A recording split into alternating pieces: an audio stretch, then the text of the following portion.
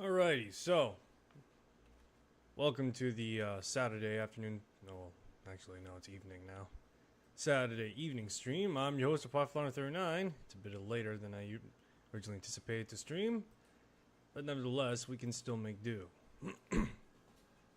So, E.Y.E Divine Cybermancy, the game that's so 40k it's not 40k, and that's probably the best way to describe it. Yeah. For the most part, when it comes to understanding E.Y.E Divine Cybermancy, I can't exactly explain it to you. Not because I'm being pretentious and saying, oh, it's beyond your mortal comprehension. More accurately, just I don't understand it myself either. So I'm not gonna pretend I do. So, yeah. Let's continue where I last left off, which was playing Space Hulk.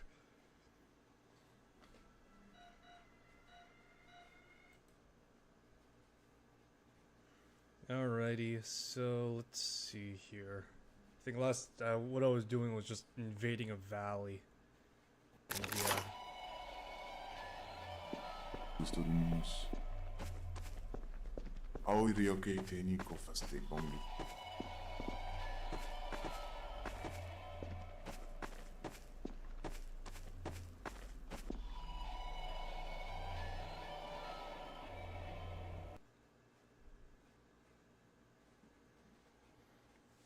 Oh, sweet Jesus Christ, don't tell me I have to start from the beginning. There we go, alright. Okay, so here we are, pretty much in the middle of, what I presume to be a civil conflict.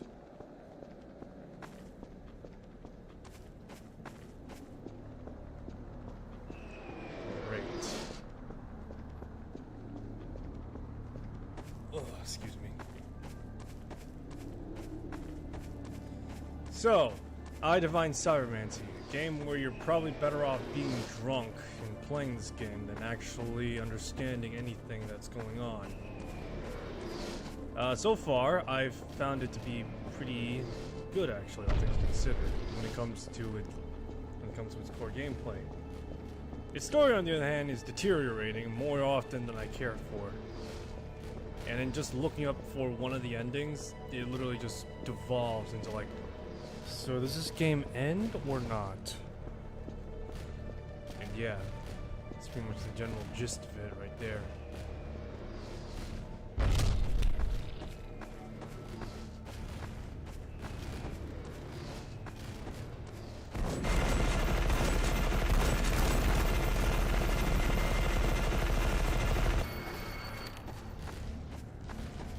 Alright, I guess right now I gotta go off and investigate some godforsaken place.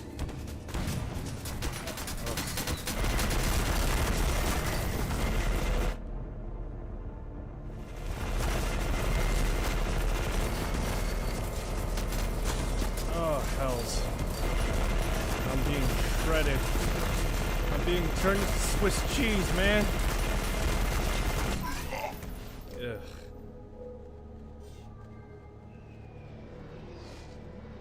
Just being turned into Swiss cheese in just a few moments right now. It's equally horrible as it is great.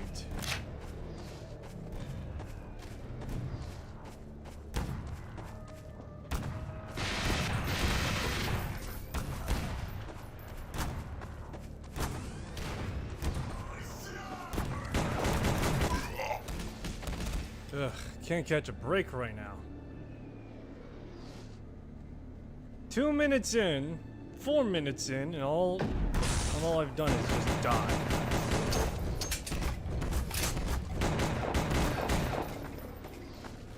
Ugh, jeez.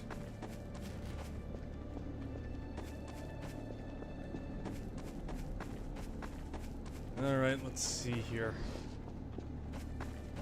Gotta investigate a whole slew of structures right now. I would think there is something to do.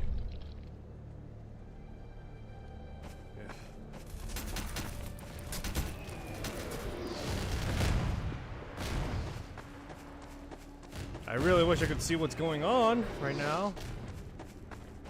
But I can't.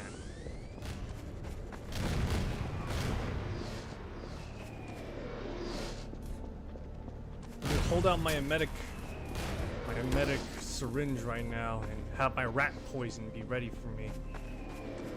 That's the only thing that I'm gonna canonically assume is what's healing me.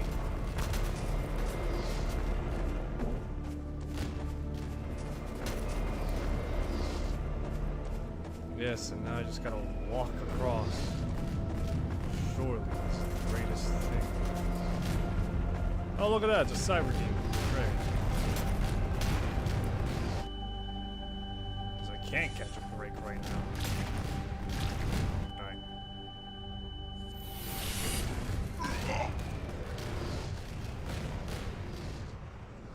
You killed yourself. With what?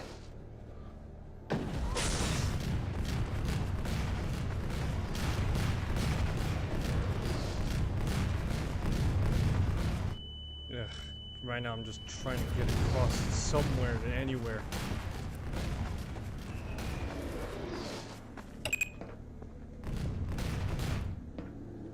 Hey, the portal's been hacked at least. Excellent. At the very least, now my time having to run across is been short by a significant amount. By a Deus Ex Machina. Aim for the head. Oh gee, thanks a lot, game. Why didn't I think of that?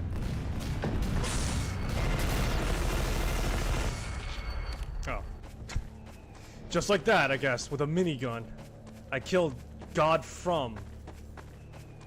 Yes, I've killed the greatest enemy of all time, God from. That's I would presume that's what Deus Ex means. Just God from, God is. There's no finishing a statement. There's not even a machina. Just God is or God from.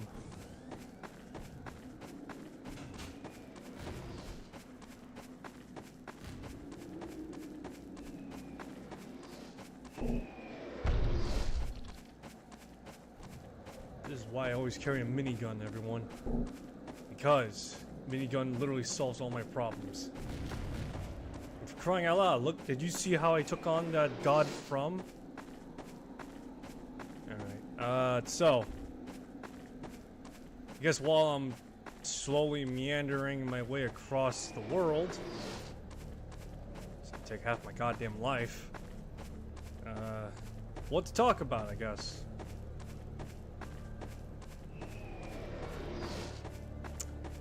So, I recently learned that apparently Clone High got a second season, or a reboot, whatever the hell, right? And for the most part, not many people like it.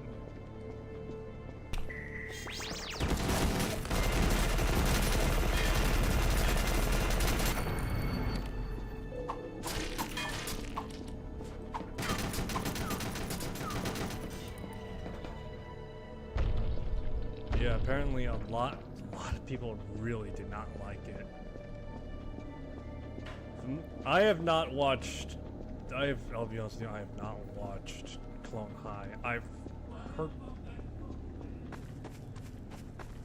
I've heard of Clone High in more recent times, as well as seen the memes about it, as well as how, oh my god, it's a. Oh my god, it's an underrated masterpiece. It was so ahead of its time, and you know, it predicted a lot of things in the future, and yeah. For the most part, I'm not gonna bang on the people that say that. For all intents and purposes, from what I understand and saw, it was pretty much a parody comedy of a lot of things that was relevant around the time.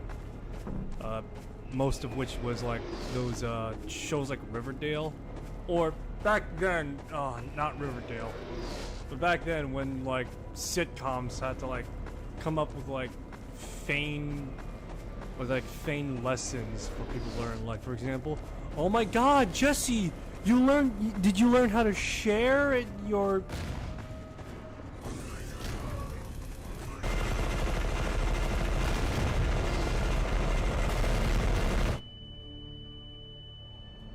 But yeah, did you learn how to share with your friends and how to be a normal human person?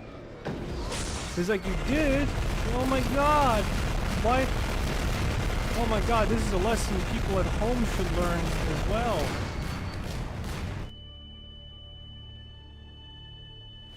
Oh my god.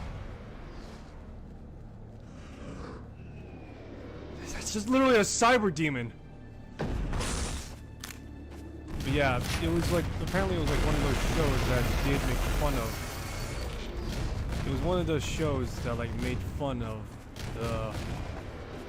about those sitcoms and those faint lessons that those shows like propagated.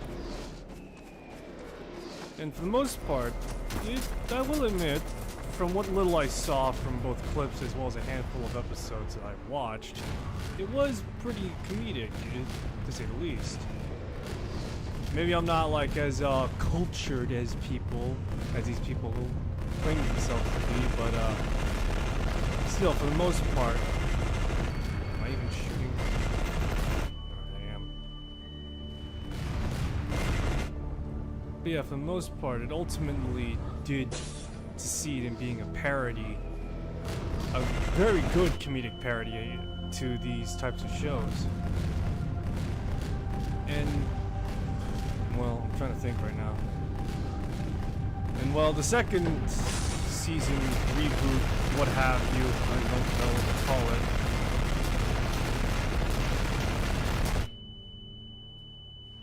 Fatal wounds, mutilation. I'm in a coma.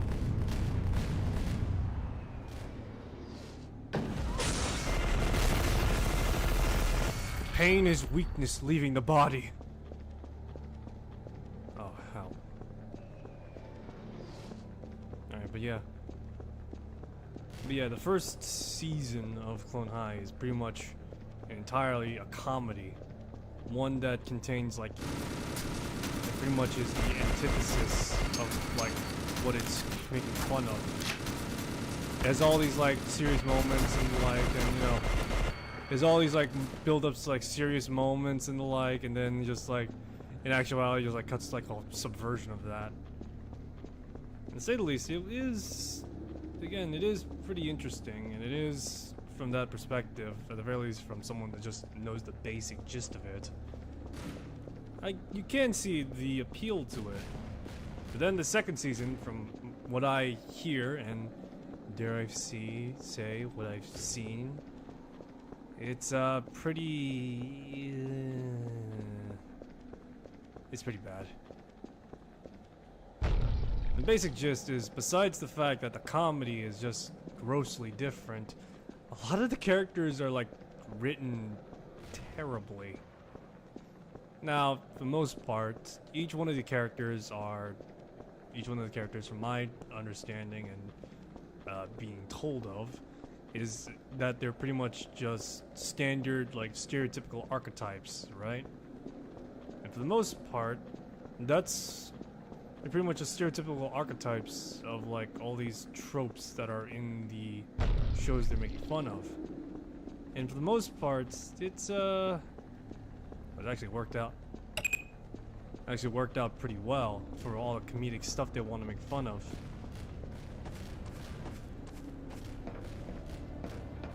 Yeah, for all the comedic stuff they wanted to make fun of. For example, most popularly, this character, Joan of Arc.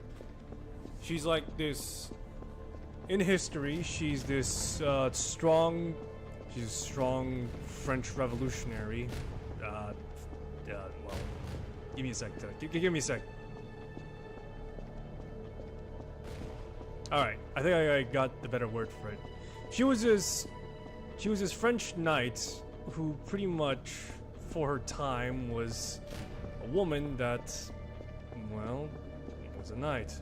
Her deeds were noble, and though I'm not familiar with every intricate detail of Joan of Arc's tales or exploits and the like, I am familiar that she did it all in the name of God, and I believe she was accused of witchcraft in the end of her life. And so, And so to contrast this in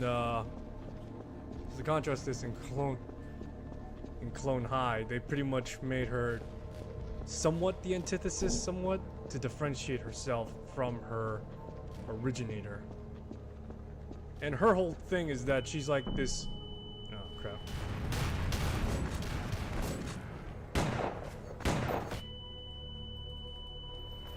But yeah, her whole thing is that she's supposed to be the love interest to the show's protagonist, Abe, who is, as you can guess, a clone of Abraham Lincoln, if you know the basic context of it. And I got it. Sorry about that. Anyway, she's the romantic interest to Abe, who is again the clone of Abraham Lincoln, who's supposed to fulfill the role of the everyman. And then you have Gandhi, the wild card. Then you have Cleopatra, the vapid, popular girl. And then you have JFK, who is the jock. For most part, from my understanding of the show at the time, is that it was on MTV. It didn't really do well in terms of like ratings, although it did gather a cult following.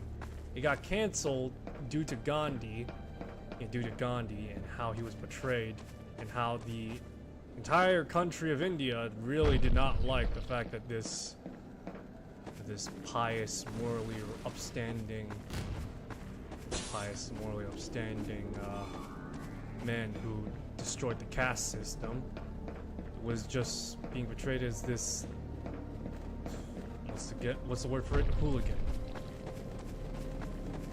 And some would argue that, you know, I'm sure some would probably argue that India was being sensitive, whatever the term would be. But, yeah, no, that's one of the reasons I would imagine. Or, no, not what I imagine, but from my understanding, that's one of the reasons why it got shut down in the first place. And over the course of time, of just festering and growing in complete secrecy. Give me a sec to just check this out. Yes, this entire time where the show is just being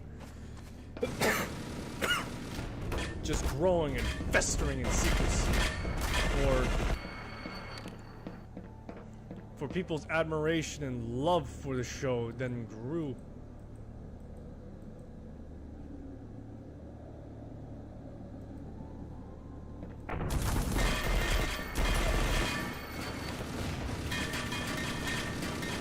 The way the show festered and grew, it went from a cult following to then like this whole fandom growing because of it.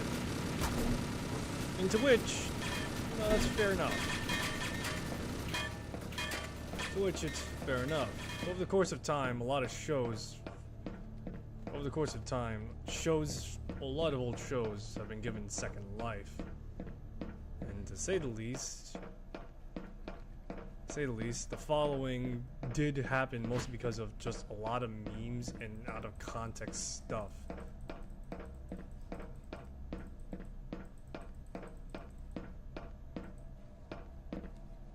But yeah, and a lot of the reason derives from the fact that a lot of memes and stuff out of context from the show are just hilarious. Especially how some of the characters as well are also hilarious. JFK being the most popular of the characters, mostly due to his lack of a better word, himbo energy that he gives. A lot of people like that. Although, despite that, with the reboot, this new show. Give me a second. With the reboot, new season, what have you, it apparently lost all translations to all translations from the first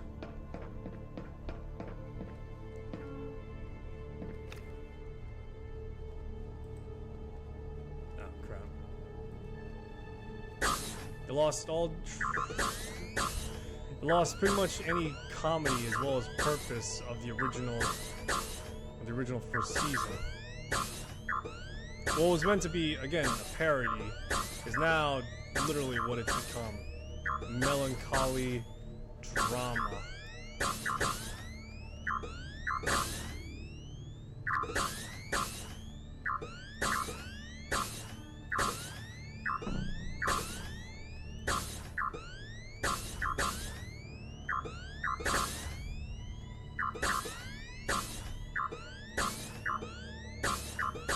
But yeah, that's pretty much what it becomes. Just a lot of drama that just grows out and supposedly meant to engage people into talking about it. Now, for the most part, I myself have almost no idea what the hell it's going for, in a lot of respects.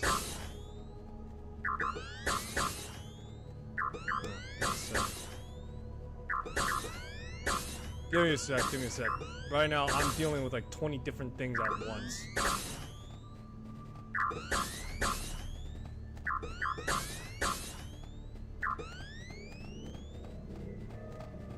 Okay.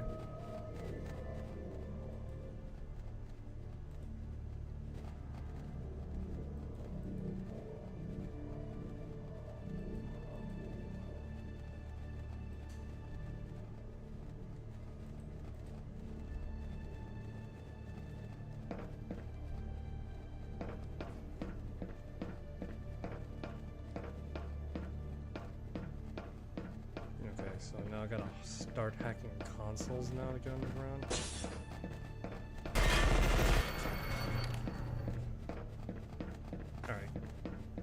Alright, give me a sec. My thoughts are all over the place right now, and that's because this entire map is all over the place too. Give me a sec to articulate myself.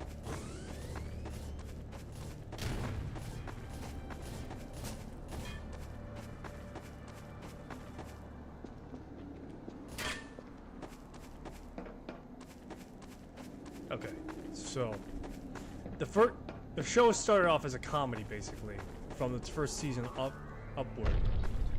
To which the second season went less from a comedy and now to a melodramatic drama of teenagers. For crying out loud.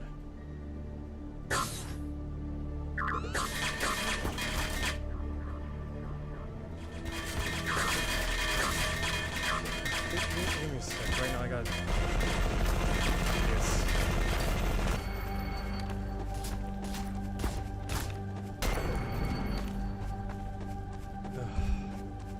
Can't catch a break, can I? Can I just break the door open?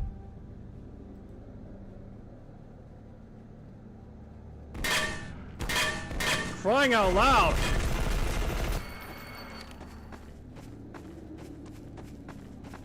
Can't catch a break.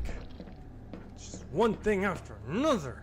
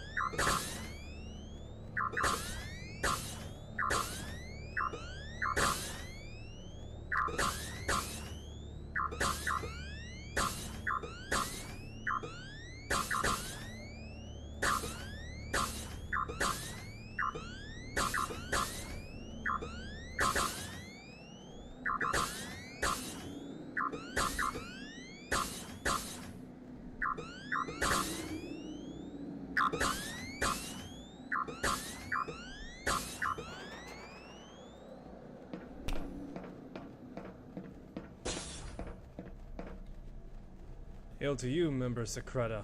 I heard you were in the vicinity. I was waiting for you. What do you want? I'm thinking, how do you say I'm a renegade? Am I correct? What are you trying to say exactly? Let's say my superiors heard about you and they think you have potential.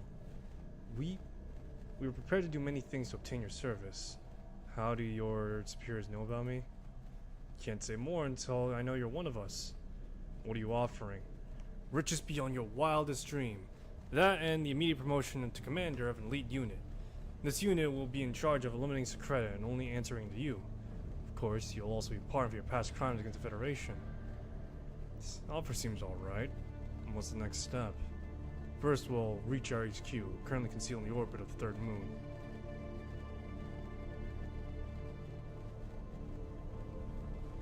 Oof.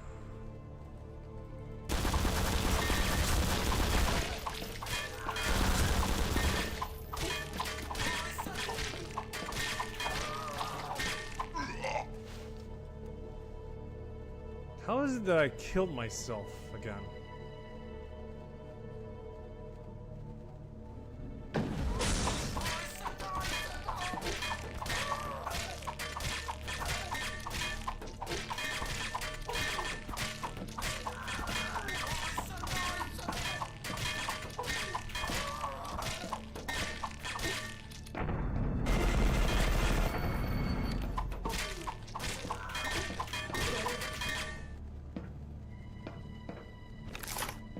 Thank you very much. Maybe in another playthrough I'll go with the one.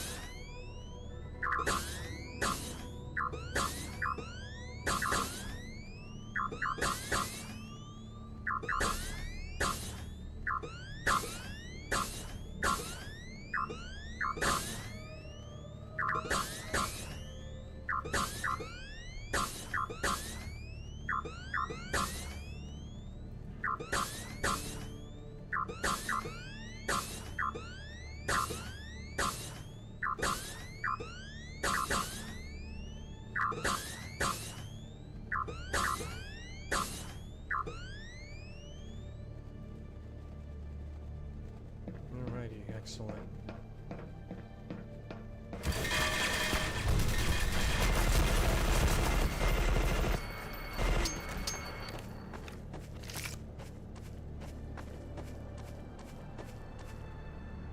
Alrighty, let's see here. What should I go for now? Well, right now I have like garbage friggin'. I literally have garbage friggin' weight status right now. It is screwed up as it is hilarious.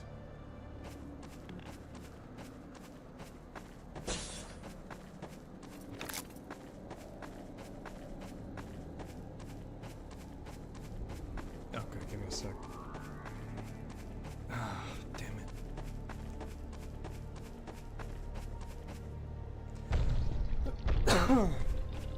Right, so, oh man, second season of Clone High had a bunch of character assassinations of characters that were in the first season, added new characters that seemed to add nothing to the story, and along with that, it shifted the protagonist from being Abraham Lincoln, Abraham Lincoln's clone, to then being Joan of Arc's clone, to which, despite the fact that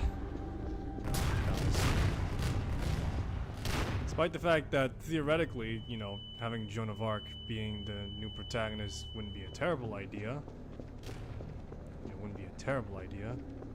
But moreover, they do almost nothing with her, from what I've seen. Yeah, from what I've seen, they've done nothing particularly different with her. And especially when the fact that, again, like I said prior, the comedy is much more different. Whereas before, it was the antithesis of teen drama. Now it is a teen drama. For some ungodly reason. Poor Abe just got literally cocked by frickin' JFK. Never more of a reason that actually I shouldn't go any further with that joke. But yeah, no, it's just straight up any relationship Joan had with Abe, gone. Any, you know, anything interesting elements of Cleopatra, gone. Hell, even any interesting elements of JFK, who, again, like I said, his whole appeal is the fact that he's got that himbo energy, just gone. And Joan is just, I have no idea, to be honest. That's how little they've done with anything. They've done nothing to expand nor derive from the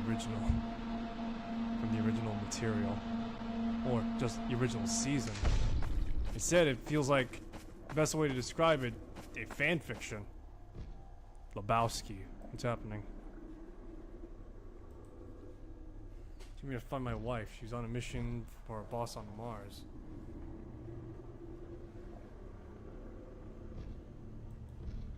Problem is, I finally saw her. She was in one of the ground operation video on the edge of the large chasm. So what's the problem? She saw me, she smiled. Then the rock beneath her vehicle collapsed. Saw her fall into this fucking chasm, man. Then I went down there and found her crushed corpse.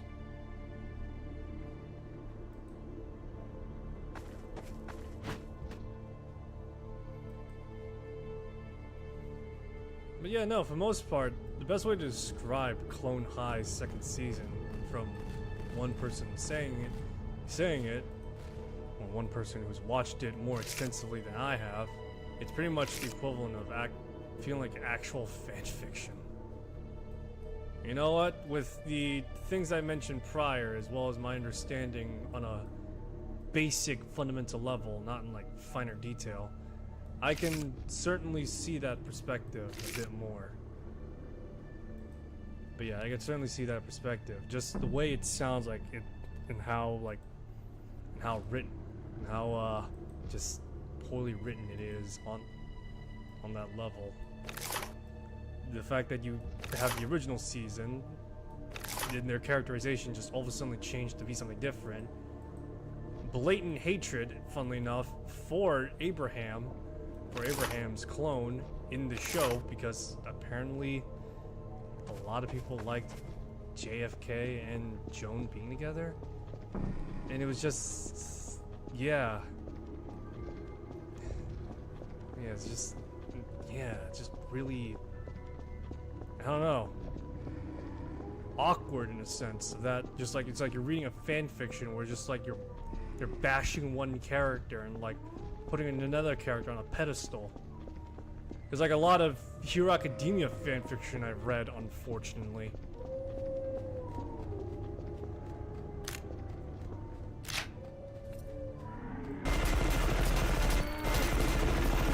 Oh crap.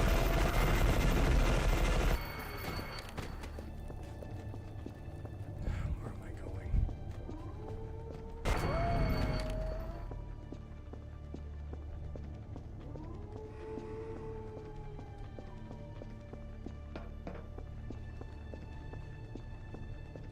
Talk to the immortal king. Where the hell am I going?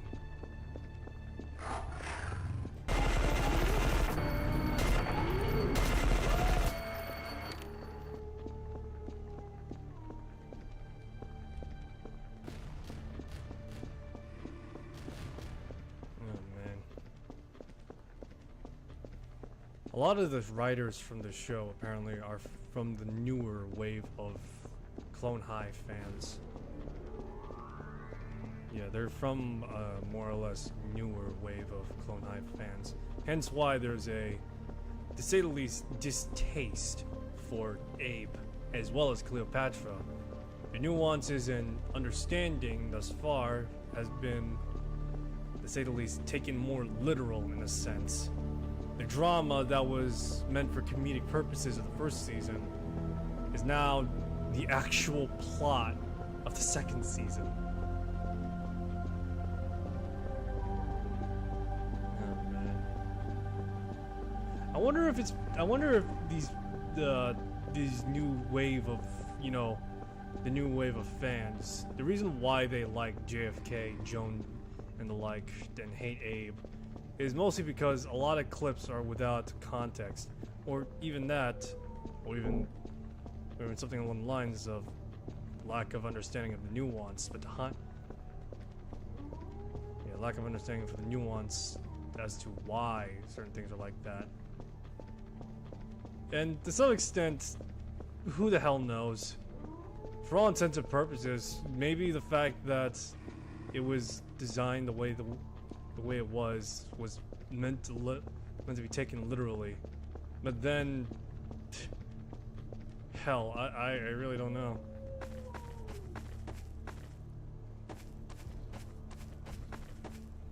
But then you have like new fans just coming in and just misunderstanding and taking things at face value, which is understandable, you know, but I don't know.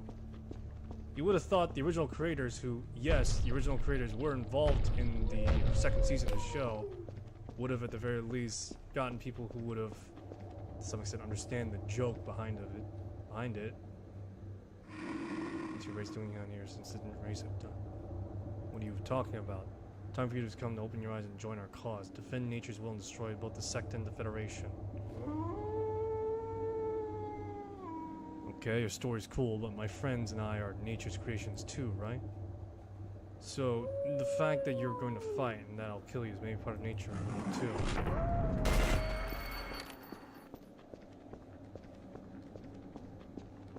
Alright. But yeah, no, it's just, I don't know. Certainly,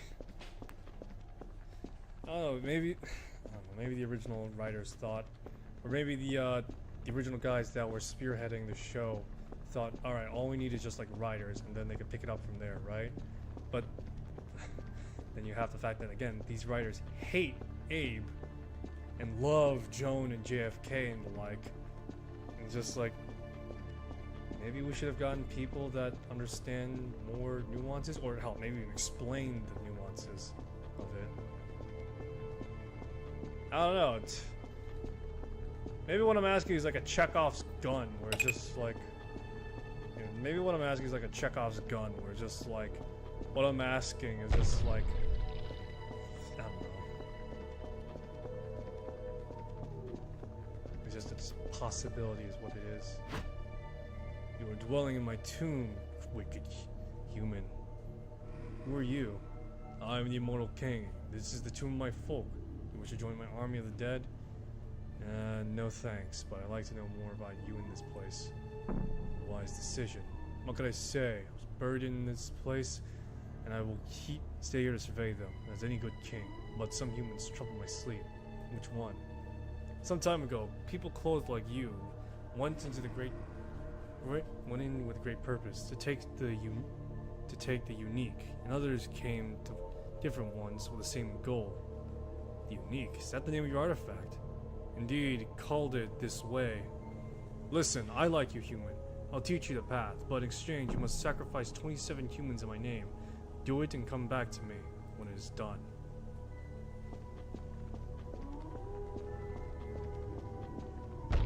What?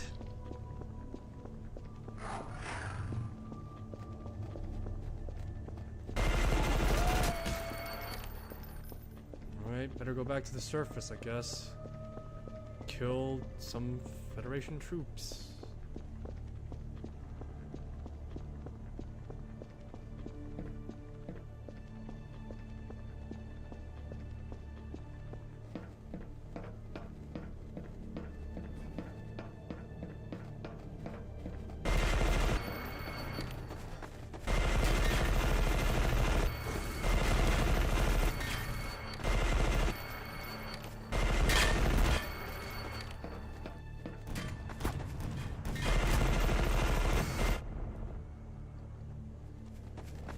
Speaking of writers and, you know, misunderstanding stuff, moving away from Clone High and my loose understanding of what the first season's about, and even vaguer understanding of the second season, the the most part, from what I've been doing lately, I've been writing a fan fiction.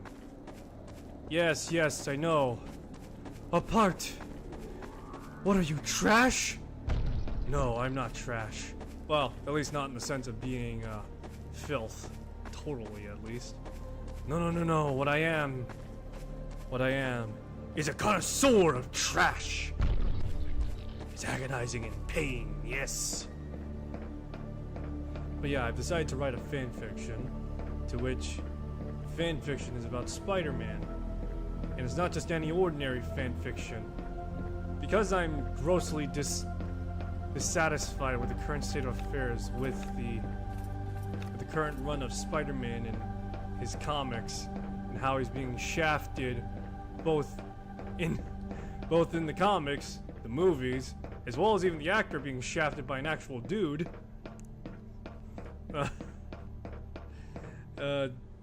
I figured, you know, take it upon myself to indulge my, well, to quell my rage more accurately, and indulge in a vice of writing literary trash.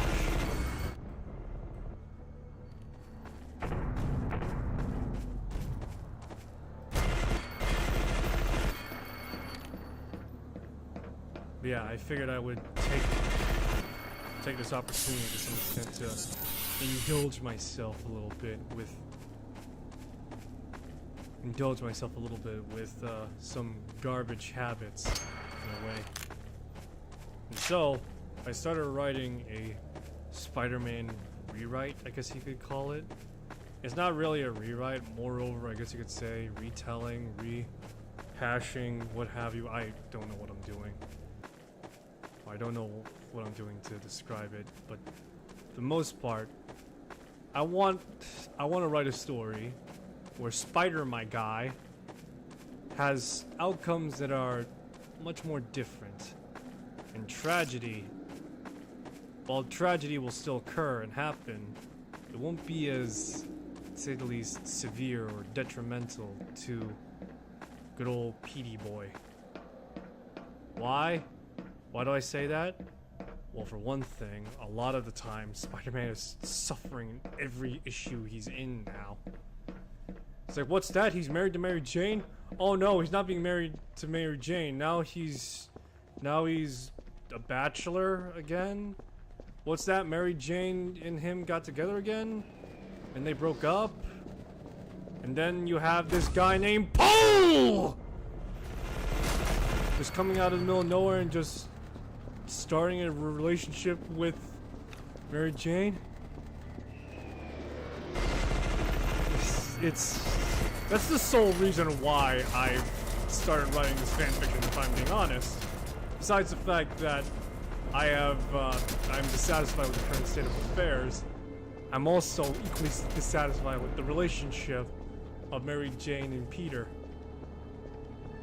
It's like after a certain period of time, thinking to myself, after a certain period of time, just thinking to myself on like what is the relationship of Spider-Man should be. A lot of people seem to dislike the fact that Mary Jane is the quote-unquote core romance.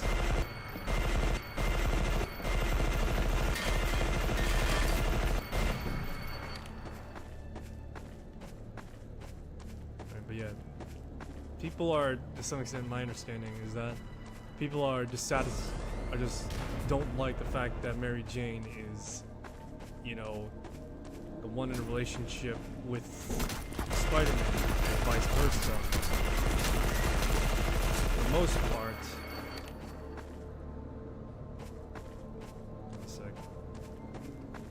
the most part, for a time, I agreed with that sentiment. But after a certain period of time, and after looking at other superheroes and what their conundrum is like with their lives, I came to the conclusion that the reason why Stan Lee preferred Mary Jane over like a character like Black Cat or any other superheroine in a more serious sense is because she's the one that tethers Peter to being Peter. While Black Cat and, you know, all these other superheroines may indulge in the fantasy that is being a superhero, Peter is still a real person. Captain Marvel is a galactic trooper of God knows what. Black Cat is a thief who doesn't care for her identity of Felicia Hardy. Spider-Woman, I have no idea what the hell Spider-Woman's deal is, if I'm being honest. But yeah, a lot of superheroines more or less indulge in being superheroines than they are being normal people. Whereas Peter, he likes being Peter. While he does like being Spider-Man, he still cares for the people like Aunt May, as well as, again, Mary Jane, and countless other characters that are either his friends or, you know, just normal people.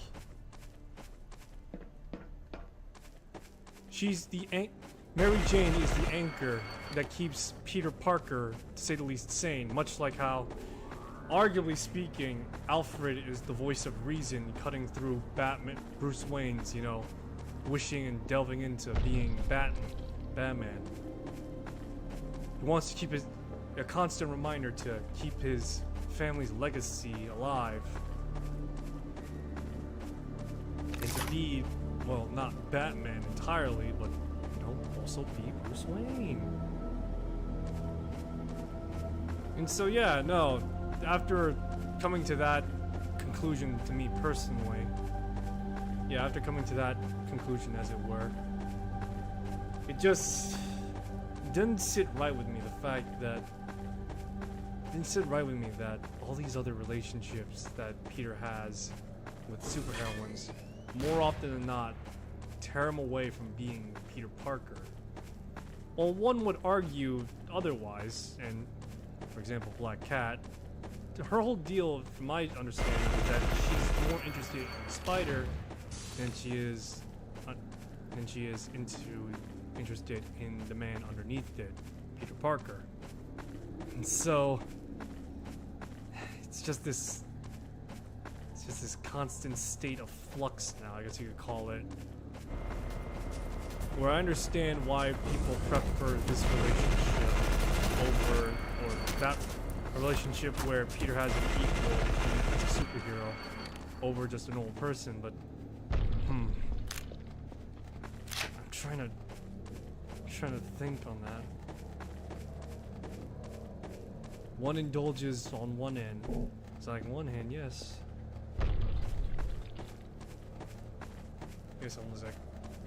On one hand, yes. Superheroine, equal in respects of being a superhero and the like. But then, on the other hand, what of Peter Parker? What becomes of his dilemma? Does he just forego everything that he was responsible for and just indulge in being the superhero? I personally think that the fact that Peter is trying to stay a normal person, relatively speaking, really is a normal person, while maintaining to being a superhero is something that is often to some extent overshadowed these days.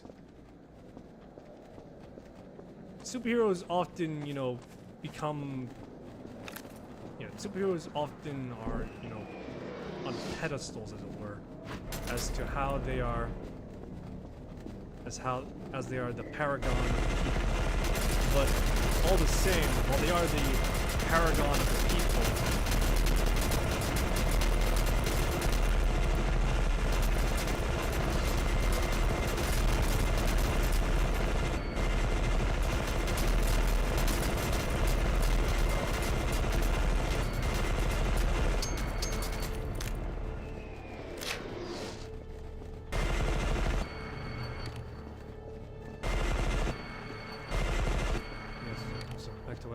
so all the same, while superheroes are the paragon of the people, the hope that helps people get through the next day and to face these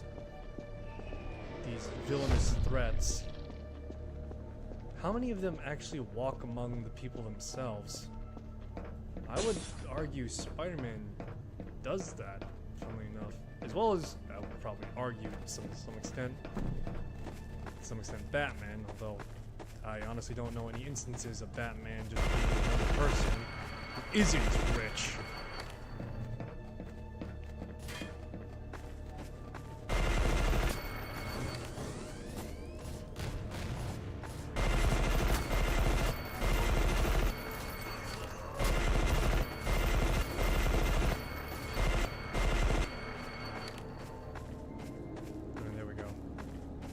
Killed for the immortal king, yeah?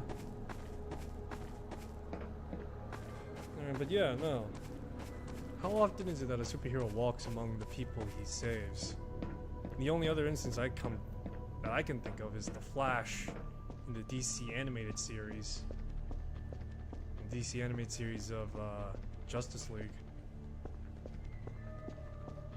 And Wally West is the one that assumes the role of the Flash, who was Barry Allen. Accomplish your task with willfully human. What must I do to activate the portal? Oh, nothing. It's now active. What? Hurry! Your fate and choice are waiting on the other side. You may lose a person dear to you. Oh no, who am I to lose? My master, who I honestly don't care for, if I'm being honest. But yeah, no, I'm just...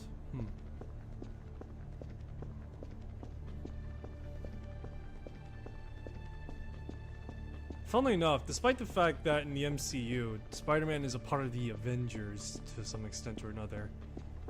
Or, yeah, he's a part of the Avengers and the like, and he was a part of the Avengers during Phase 4 to a great deal or another.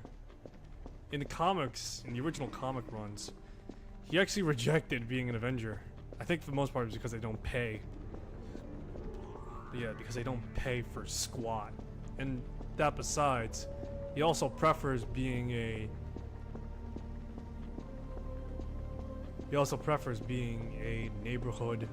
the friendly neighborhood Spider-Man. While I think he did admit that the Avengers and, the Avengers as well as like Iron Man like are doing good work, they more often than not focus on more strenuously global threats than they do more local neighborhood threats. It's like, yes, it's great that you're going off to Siberia and stopping a nuke from going off that MODOK is commanding, but here I am staying behind to help out the small people.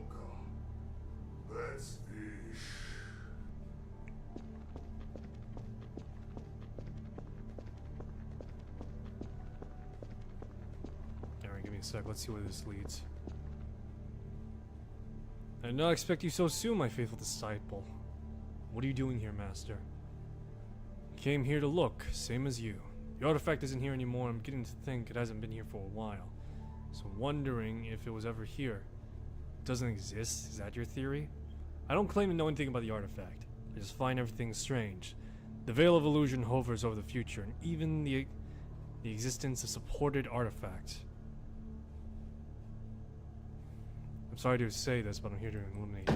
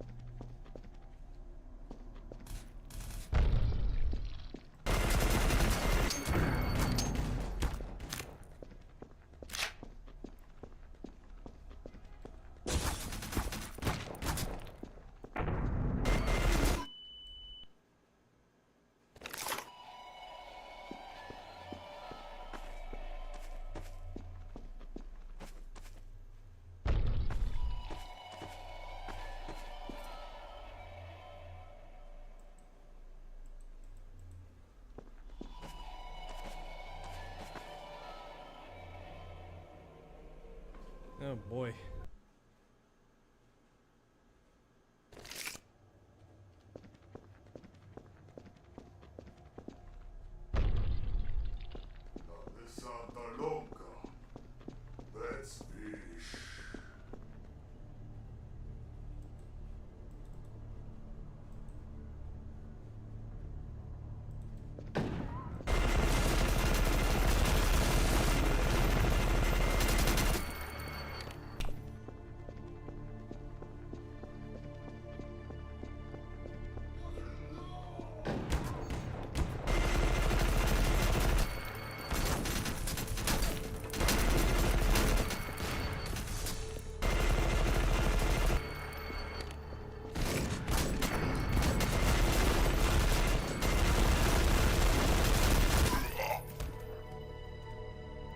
Zhan Shangdi.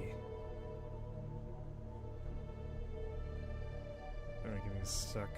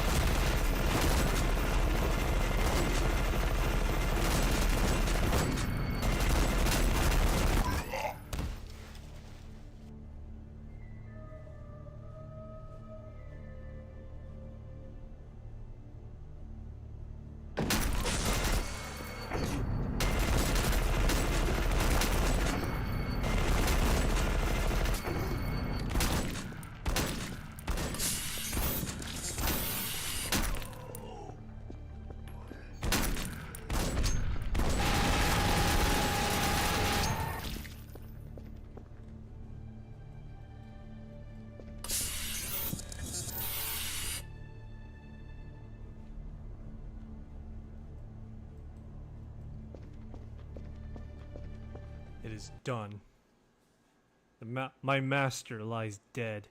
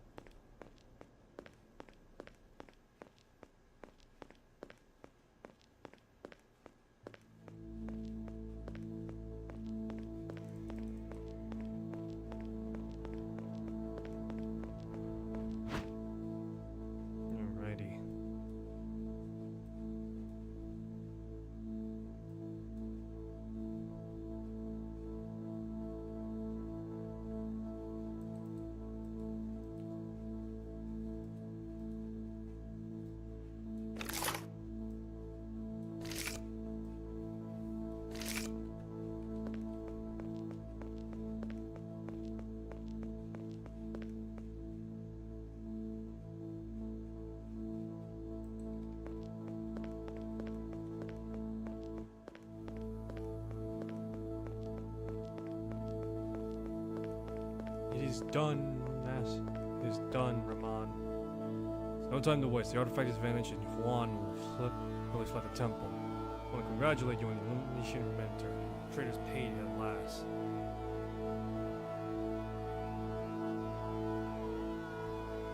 I regret that things happened the way they did. My master chose the wrong path.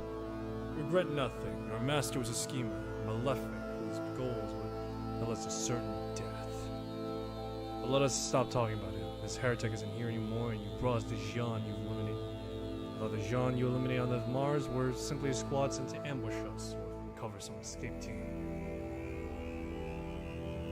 It's possible, but I don't see any other team how they fled the area without anyone seeing them.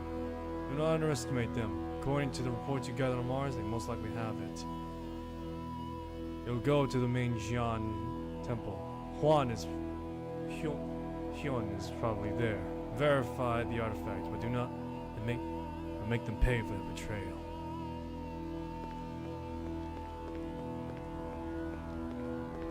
Man, everything is so loud. I can barely hear my thoughts. Alright, but yeah, no. So, I'm trying to think.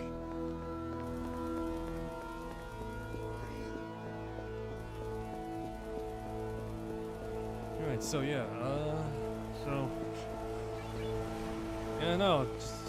yes. So Spider-Man is, Spider-Man prefers to stay in the neighborhoods while the Avengers go off and do their thing. It's funny to think that in every instance of the MCU trying to do Spider-Man, they somehow managed to get him wrong in all 3 movies that involve Tom Holland. That's not to say that they're bad, so to speak, but because of, in my personal opinion, the MCU and how everything is like integral to Iron Man's involvement, it's just kind of sort of like, really? Can we not get away from the... Give me a sec.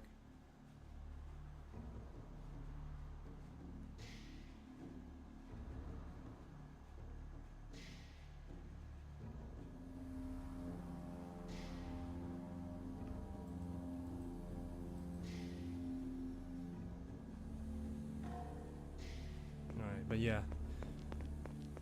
But yeah, as I was saying, so can we not get away from Mr. Iron Boots for a moment? Like, seriously. It's even more funny to think that when it comes to comic book superheroes, it's, you know, when it comes to comic book superheroes, that my old man, I asked my old man this question, when he was younger, who was the most popular superheroes out there? And funnily enough, and of course, for Marvel, Spider-Man was clearly one of them. Hulk and, you know, Wolverine.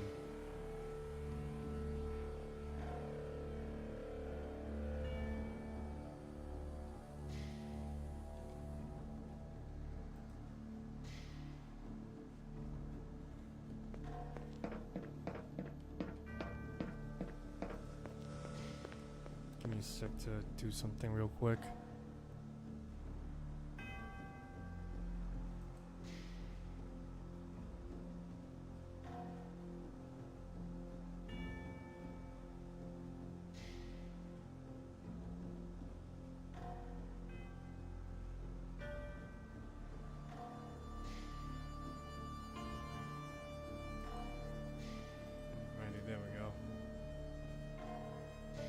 Here. I know that some of my stats now increase to some extent. Yeah. Alright, but yeah, when it comes to like superheroes, Spider-Man was most popular along with the Hulk and Wolverine. Just Wolverine, not even the X-Men. Nowadays it seems like supposedly every superhero is popular now. Supposedly every superhero is like popular now. You have Iron Guy, of course, Captain USA, Thor, and that's it. I would say the Fantastic Four as well, which kind of hurts me to say, because not many people know about the Fantastic Four beyond, again, more hardcore comic fans or people who've seen the movies. But the Fantastic Four was like the first Marvel superhero that really took off. And from my understanding is that it's mostly due in fact that the reason why they were popular was because they were also human too. Well, human in a more relatable sense, not like just being whatever.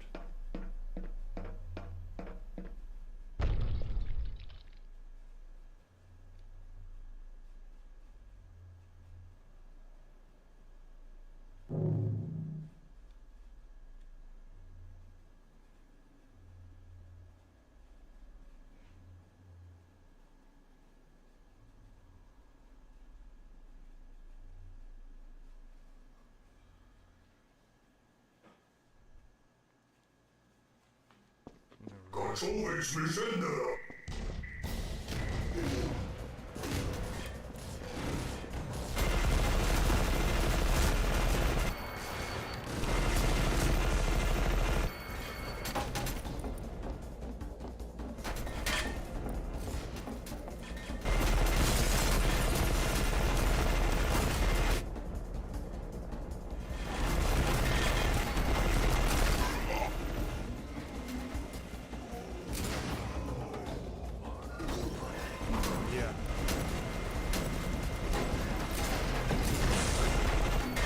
Man, I just went on a whole tangent of me talking about Marvel comic books and their heroes.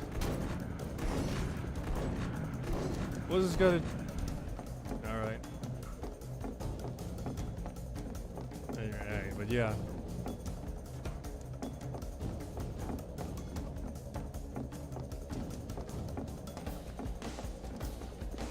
Yeah, I just went on a whole freaking tangent on just Marvel comics and the comics they're in, or the comic book superheroes they're in. For the most part, just like how all these characters are relatively unknown when you really think about it from like a deeper comic book fan standpoint.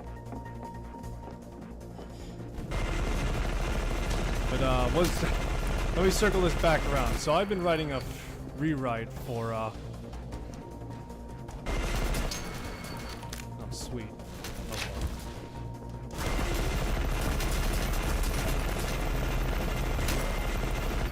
So I've been writing a fan fiction for Spider-Man that retells the events from start to from the very start, from his first encounter with the Comedian, from, you know, the inciting incident that makes Spider-Man Spider-Man, to then his first encounter with the Chameleon, which made him a superhero. And to say the least, the rewrite is cathartic for me in a way. Yeah, the rewrite for me is cathartic in a way, because for the most part with how comics are just in a sorry state of affairs. Yeah, with the comics just being in a constant state of being a sorry state of affairs right now. It's just, it feels nice to at the very least try and write a story where old P.D. Parker gets some spades in his life, come up all aces. Well, I wouldn't say that. He still needs conflict, but still. For him, or for the direction I want to go. For the direction I want to go, I want him to be tried, but not to the extent where at this point, he may as well literally shoot himself at an angle. You know? Give me a sec.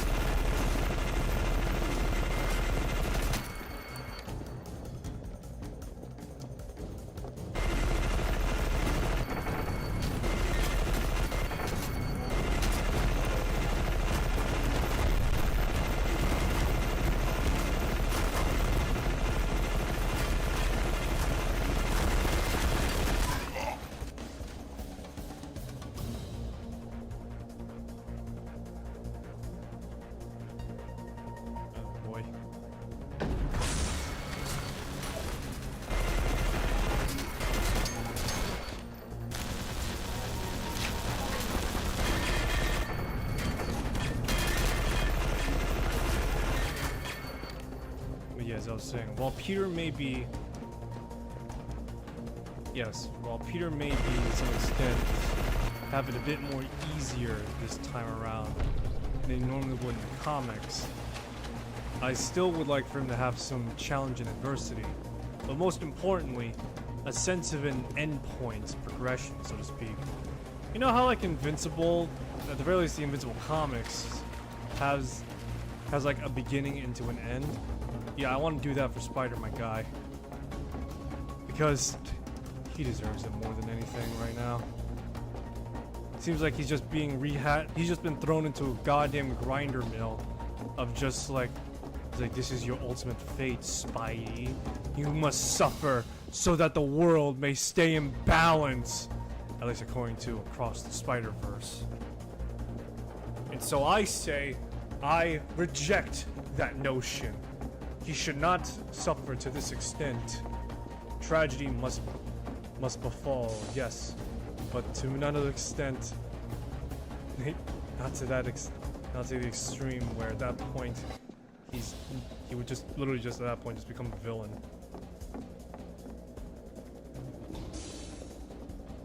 And so, yeah, the first part of my rewrite is just, I've already finished writing the beginning portion where, you know, he becomes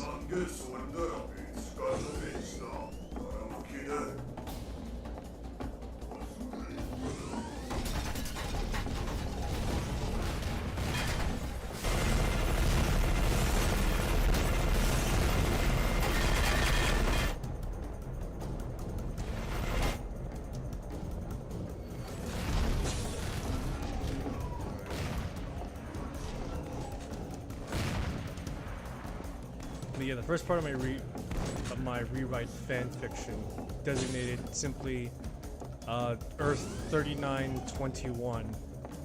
Yeah, Earth 3921.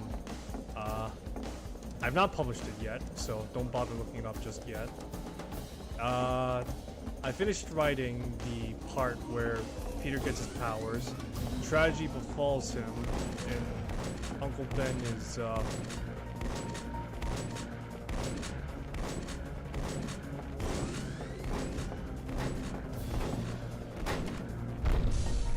yeah, Uncle Ben is just, you know, he's not killed in my fanfiction, actually.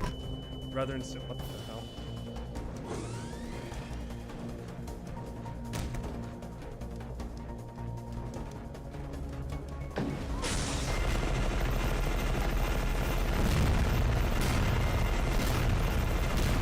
Rather instead, he's hospitalized and sent.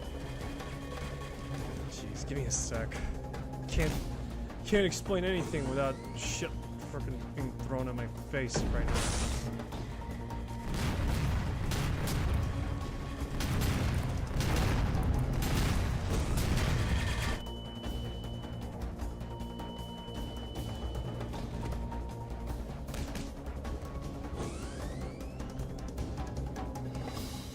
Ugh.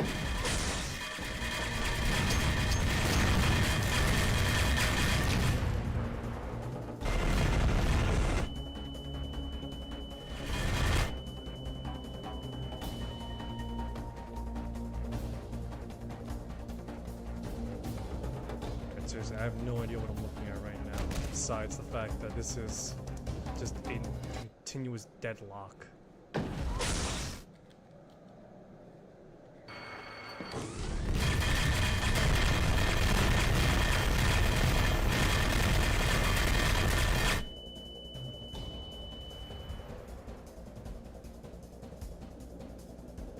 No XP for cheater. Have you not seen the current situation I'm in?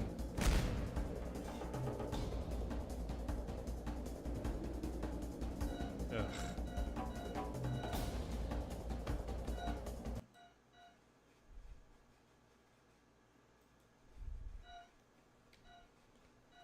Yeah, the game's gonna penalize me just for trying to deal with this, because for the most part, I'm stuck in a deadlock situation. Great. Just great.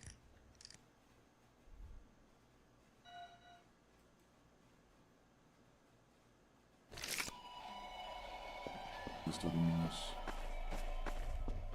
Aoi rioke te niko fastek bombi.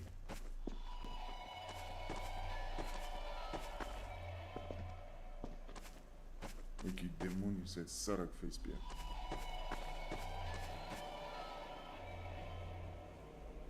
It's true I killed my mentor, but I'm not his murderer. Yeah, well, the timeline I committed to says otherwise. Pilaf nange solderabi skatovitsna tarafkide.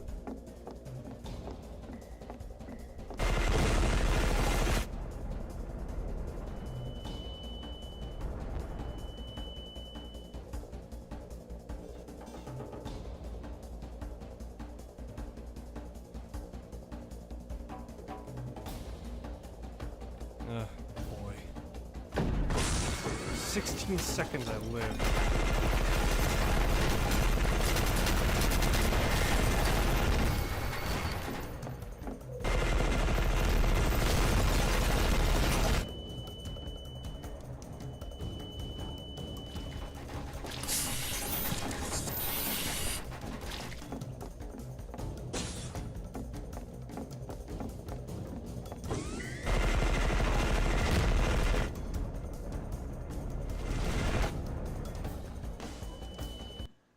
Ugh.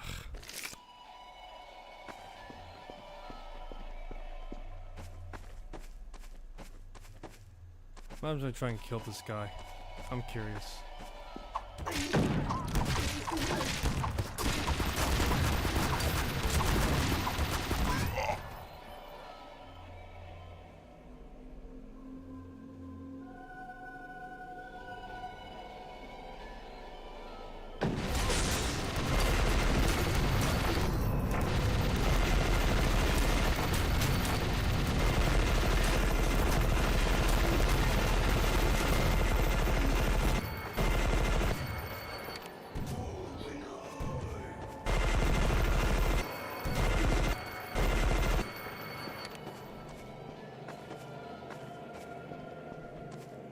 Nice. More drugs for me. My legs are okay. Belafnange solderabits Katowice, tarafkide.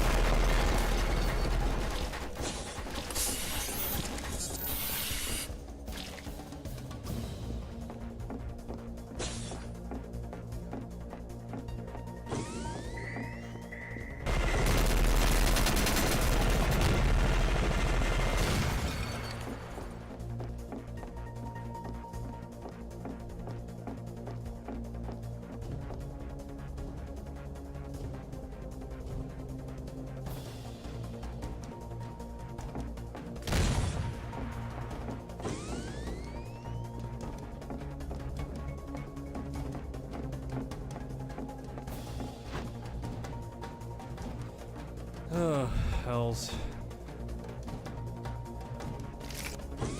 People wonder why I pack a minigun.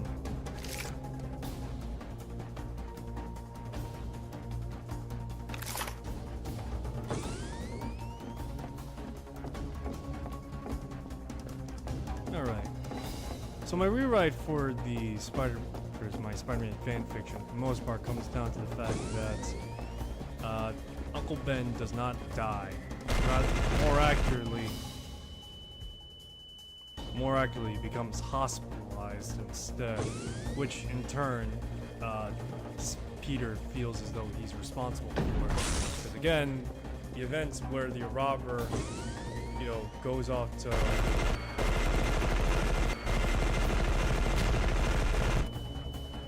the event where Uncle Ben is, contends with the robber and the like still occurs, but this time instead of being killed, he's hospitalized and quite possibly now paraplegic. Pretty much he's crippled from the waist down. For the most part, now having to deal with financial responsibilities between maintaining the house as well as paying off hospital bills. The central conflict is pretty much the same thing. There is one difference I did make towards Spider-Man's rise.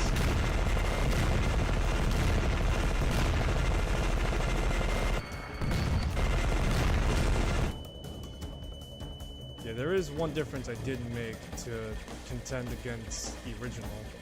And that's the original fight and that's the fight that Spider-Man has before he becomes fully Spider-Man. Before, he fought against the wrestler named Crusher Hogan. In the movies, he faced off against Bonesaw McGraw, who was just basically Randy Savage, if we're being honest. To which I actually added both their characters in, and I want to make their characters more relevant as the story progresses. More accurately, I want them to be more relevant in the sense that they would have, at the very least, a purpose beyond being Spider-Man's first adversary.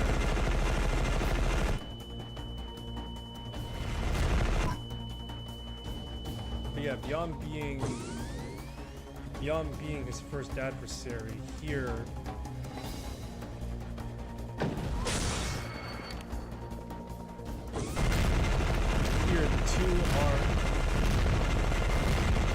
the two would act as a mentor figure to Spider-Man to an extent. Not like in the sense that they would like constantly check in on him like every volume or such, but as I mentioned yesterday, in one instance where the inevitability where Spider-Man confronts Kraven the Hunter, give me a sec to try and deal with this crap right now. In an inevitable conflict where Spider-Man is up against Kraven the Hunter, Spider-Man needs to learn how to counter the Hunter. Now, for the most part, he can, he can avoid his traps and, avoid a variety of other things. But when it comes to a more physical presence, while Spider-Man may have the higher strength and stamina, Kraven, on the other hand, has the better technique and form. And because Kraven is a hunter, pretty much by hunter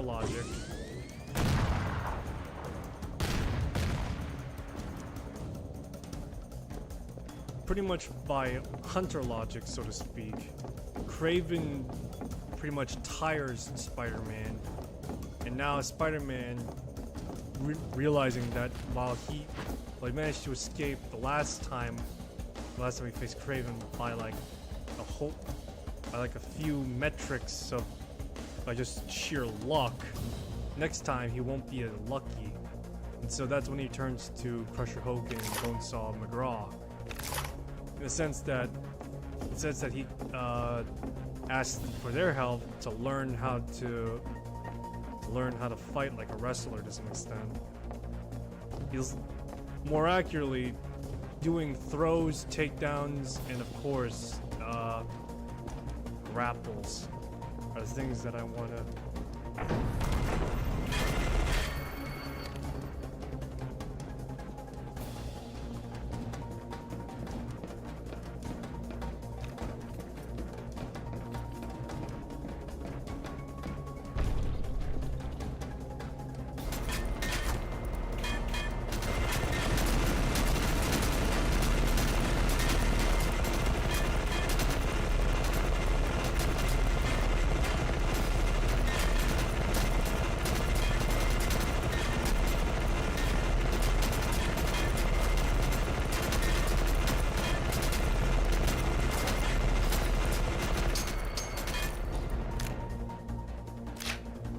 Learning how to do grapples, throws, and takedowns, and the like, stuff like that. And that's when Peter, at the very least, gained the basics for like combat, martial sense, I guess.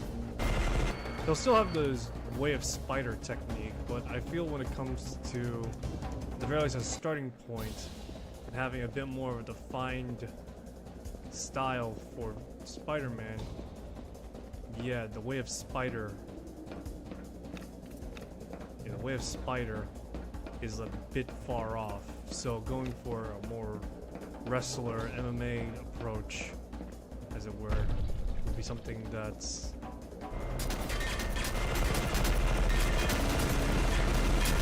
to some extent something that could fit in and would allow the usage of characters you mentioned prior.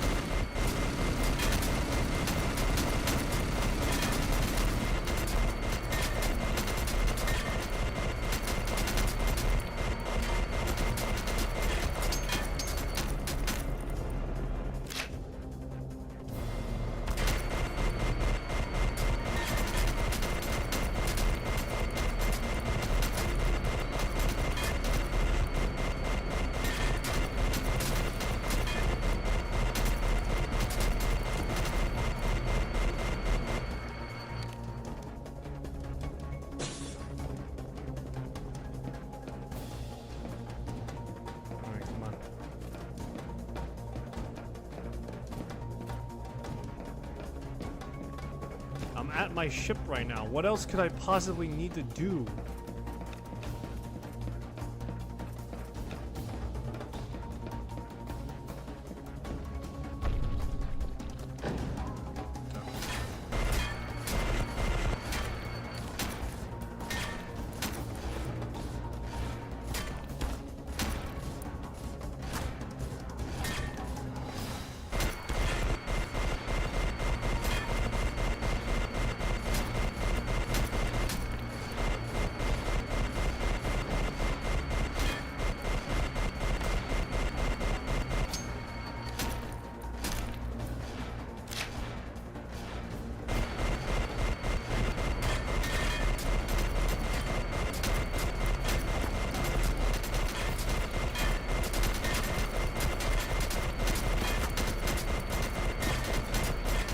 I literally can't see anything that's down there.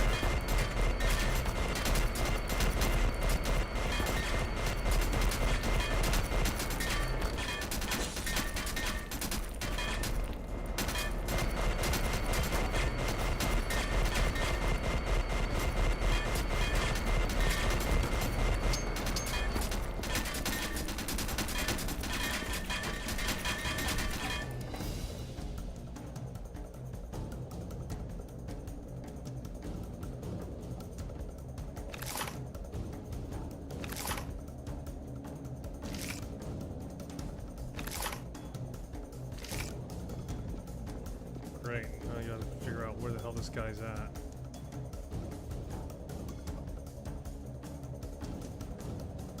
I literally can't see anything because all this fog is just obfuscating everything.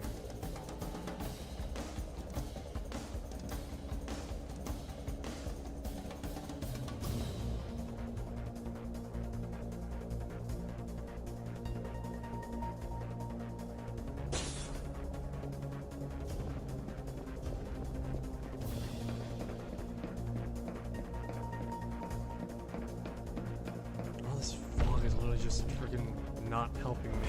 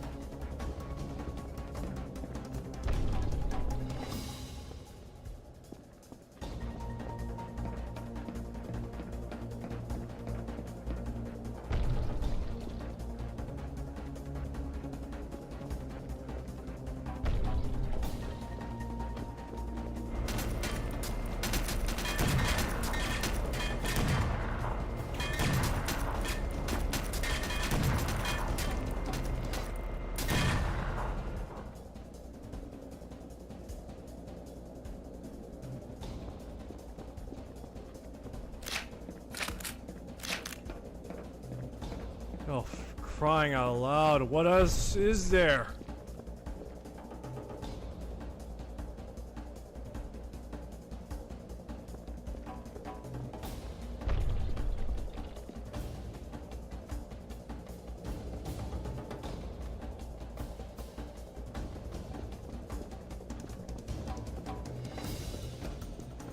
What or who else could I possibly find here?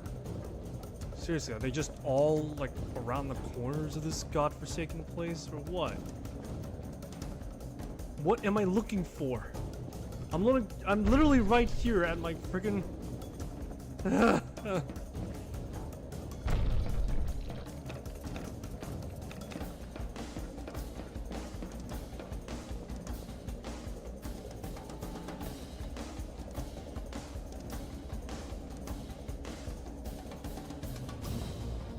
Literally nothing else I could possibly find here.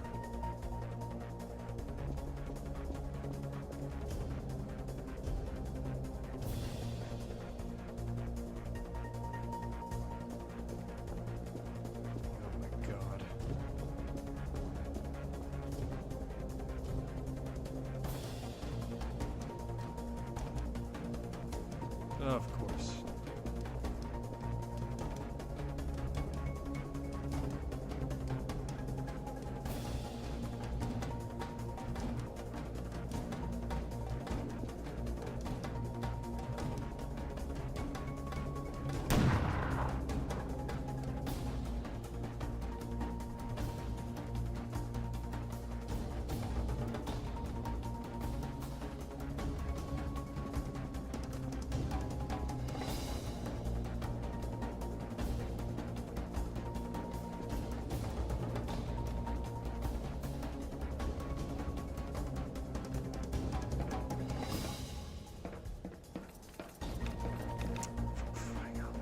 What am I supposed to do here?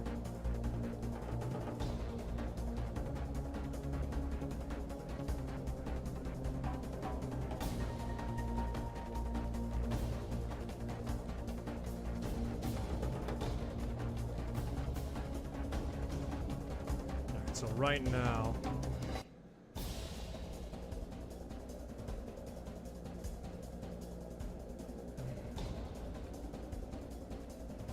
So right now I'm in the Jan Temple.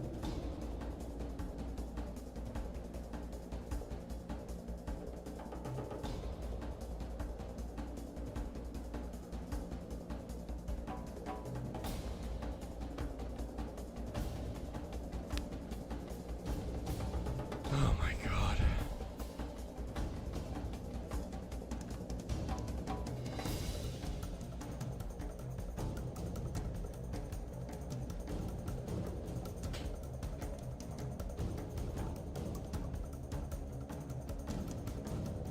Let's see here. Knock this labyrinth.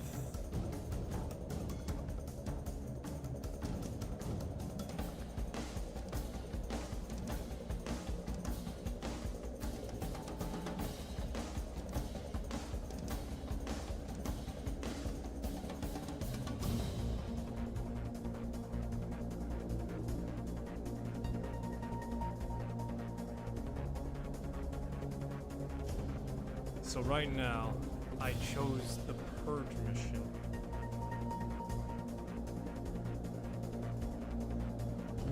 Keep going, it's hard to get lost, there's really not much to look at. Second armory, load up, one.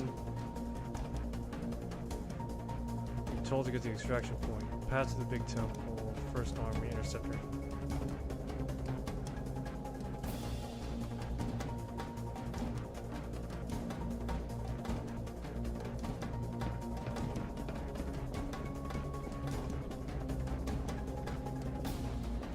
You telling me I'm fucking deadlocked in this situation right now? Oh, wait, hold on.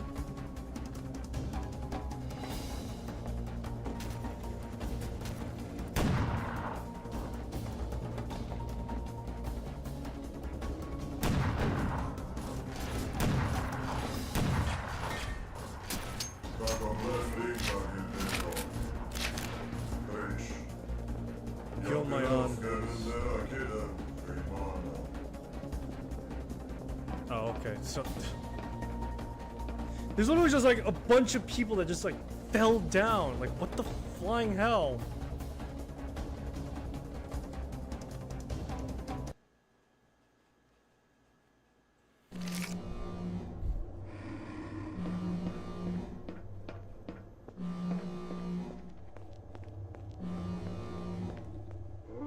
How can you see me? I'm invisible. Non-visible, fool creature. Yes, but I'm a pure spirit. Great is my invisibility. You're an idiot. But how are you perceptive? Oh, well, I've been waiting for you anyway, human. Before we begin, I will teach you the technique of the hypnotic door. One of the three foundations of a sacred artifact, my classically beautiful treasure. There, it's done. It's absurd to teach a hypnotic technique to use hypnosis without you knowing it. Ironic. Alright, talk. Why would you give me such knowledge? Isn't it foolish? Maybe you've noticed all the absurdity around you. I think I'm just going insane. Well, if you are insane, you got nothing to lose to speaking creature like me. Either it's reality or nothing changes at all in your head. Perhaps it's time for intense introspection on what you lived through lately, don't you think? Must admit, funny things have happened in your life. I don't see where you're going. I'm only taunting you. Eliminate Raman together, my friend. Bury the dark past forever. Beware those we call the Temple of the Four Divine Pillars.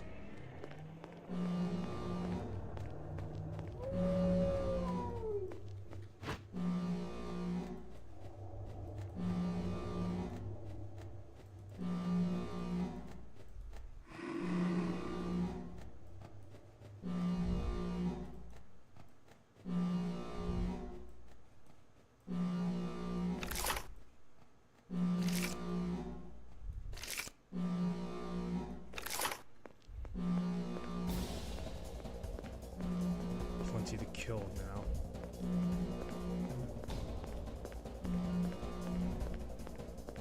Everything must be purged.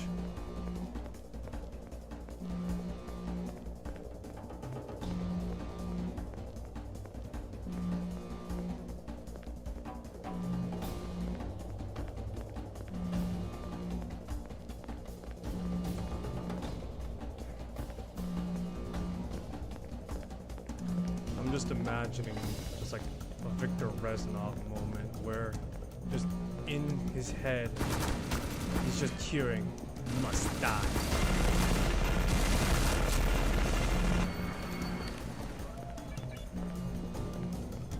But yeah, he's just hearing constantly like Reznov just like "must die."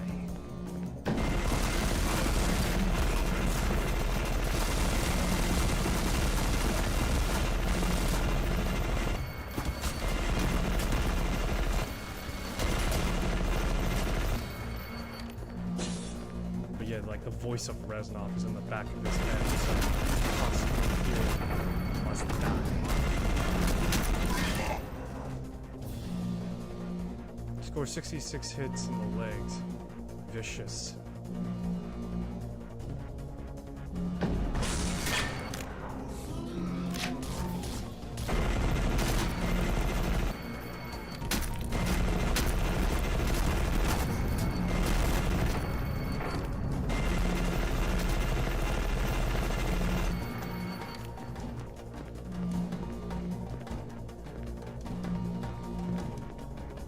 My name is Victor Reznov, and I will have my revenge! You think they wanted to have Mason from Black Ops just attempt to like replicate the Russian accent that Gary Oldman has? Because for the most part, when he says, when Reznov says his dialogue to Steiner, he's just like, I do not care about Nova! My name is Victor Reznov, and I shall have my revenge! And just domes Steiner.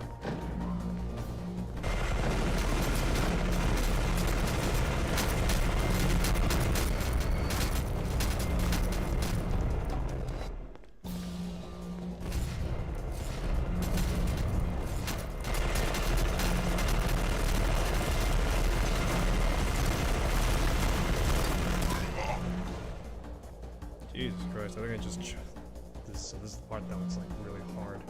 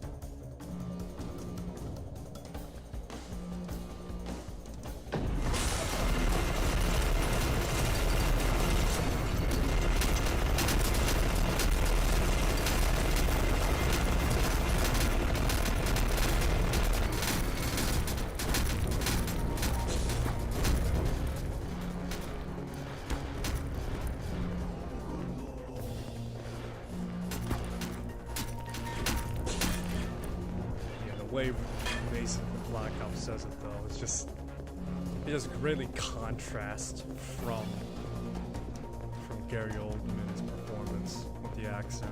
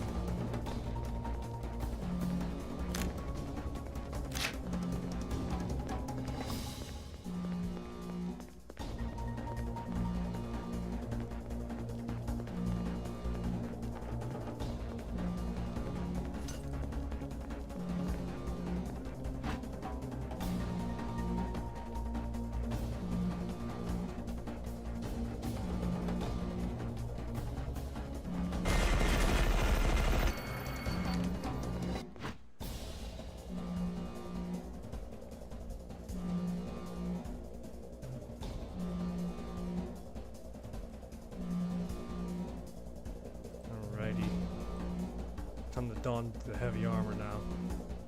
Time to be a true tank. Start packing like all the ammo for the minigun at this rate.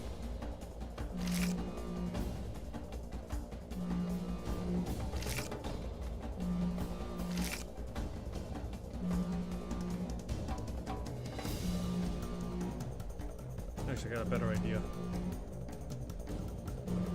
Time to be a Vindicar assassin now.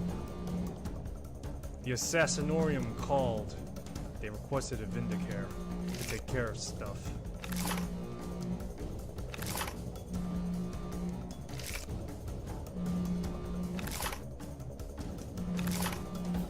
The idea of the Assassinorium from 40k weirds me a little bit. It's like, yes, you have marksman assassins, psyker assassins, assassin that literally just kills everything. And then you got like the Calidus assassin, just their whole deal is that they take drugs and shapeshift into other people.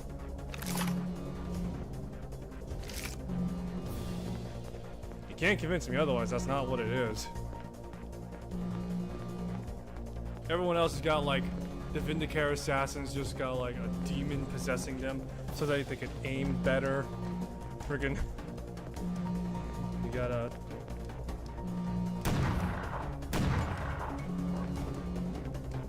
killed an irradiated dude.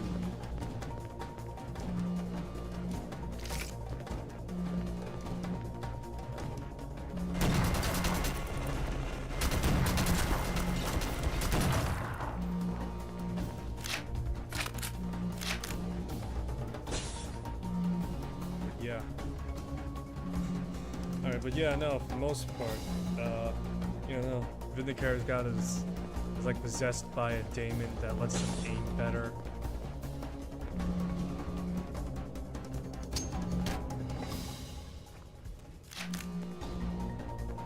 Yeah, they got daemons that let them aim better and the like.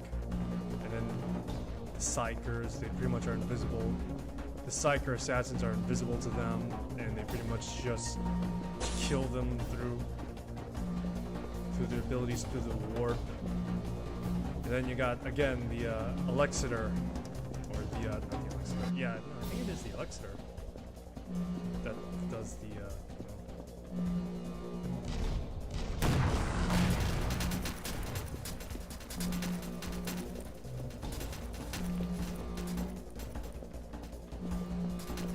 jeez, come on.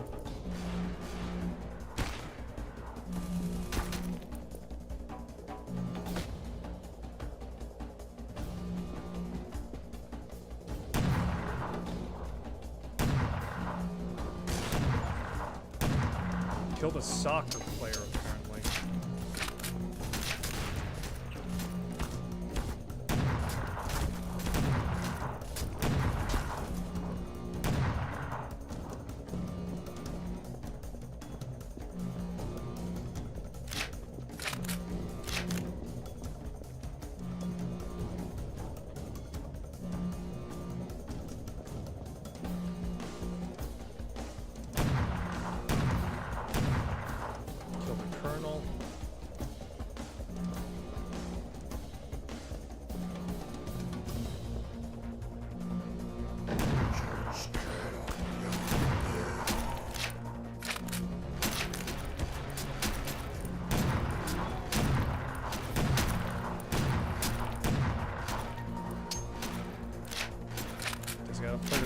marksman right now.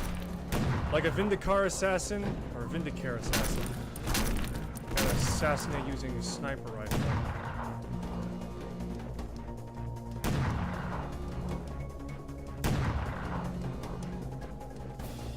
But yeah, the Calidus assassin just used polymorphing, just shapeshift. I can only imagine the amount of things they've done while shapeshift as others. It terrifies me, to be honest, thinking about it. ZOB 13.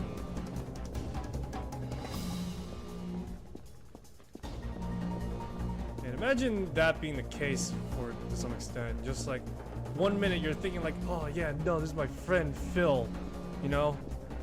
No,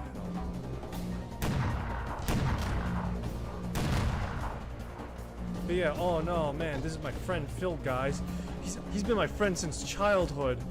And then it's revealed that your friend Phil is a Calidus assassin and Phil's been dead for like God knows how long. He's like, worst part is, in this scenario, I'm not referring to Phil the heretic. No, I'm referring to just normal Phil.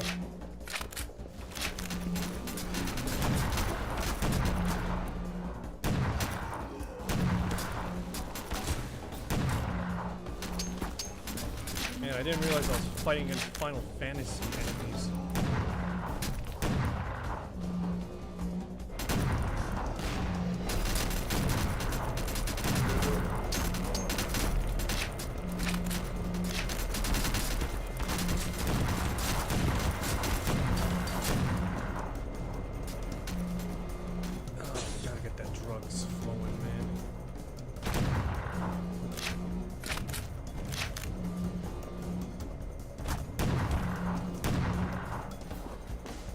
Killed another master, great. Look at this. Defeated my pillars. So I expect you and I have the same strength. So wait, those were your pillarmen? You're telling me those were your pillarmen? Aye. Proceed to just play the music.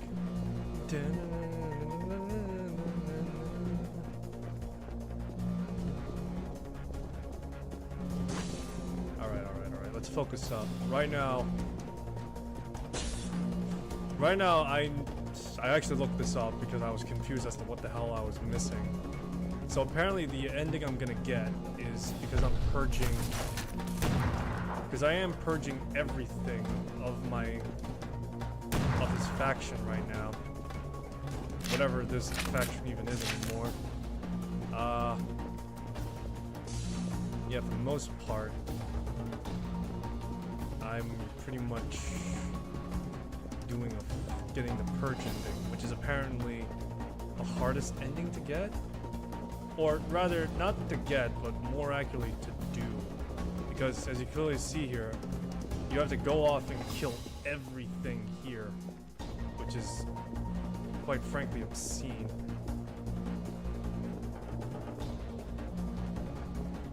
The amount of blood I've spilled at this rate.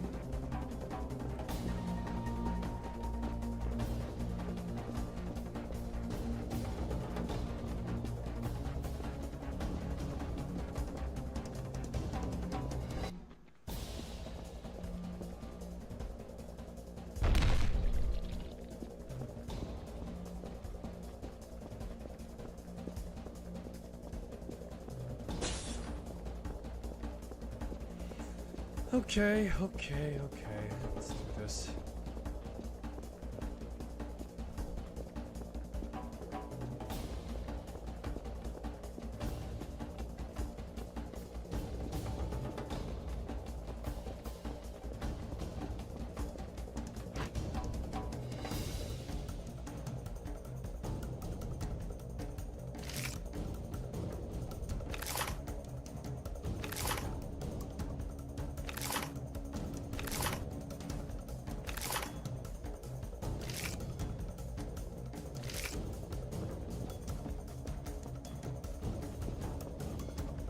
horrifying thought just appeared in my mind, but what if a Calidus assassin fell in love?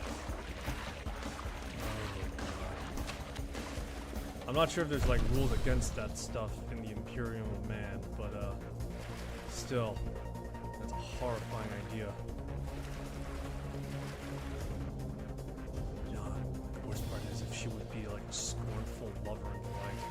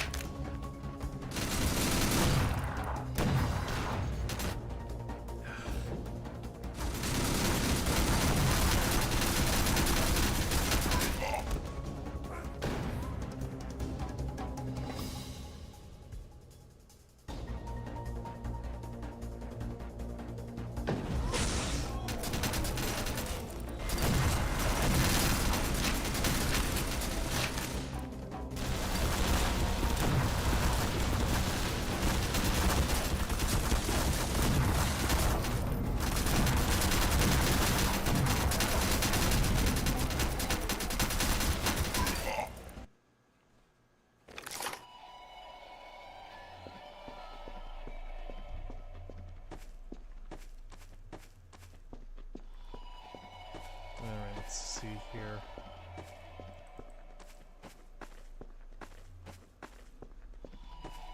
I have like 3 karma right now.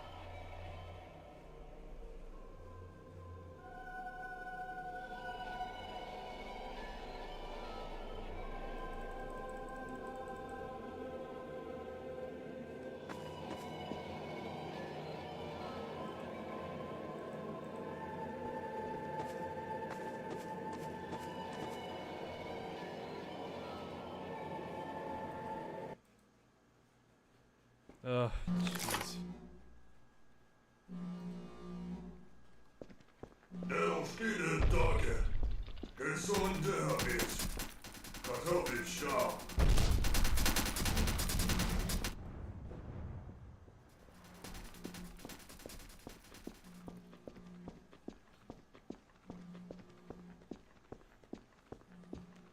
Great. I guess I have no choice but to face him on head on.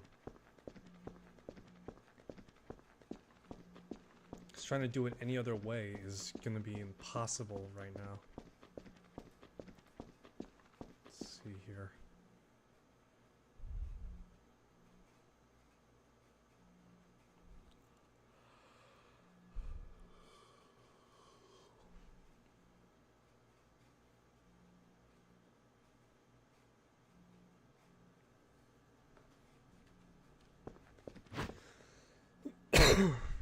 How the hell do I get rid of this guy now is the question.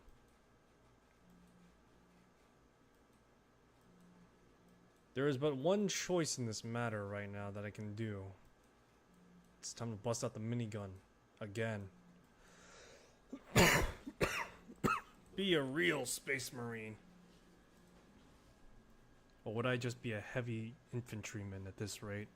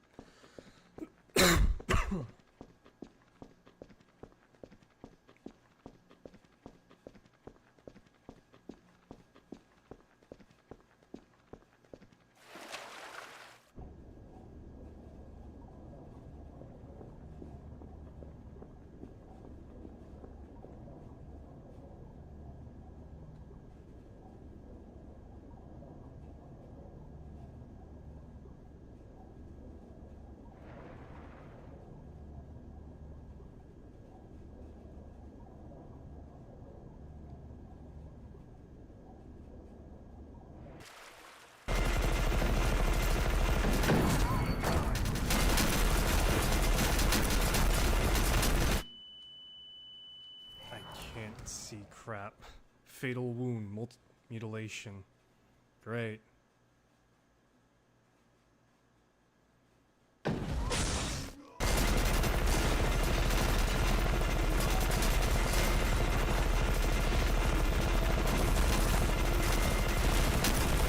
Shredding him up right now.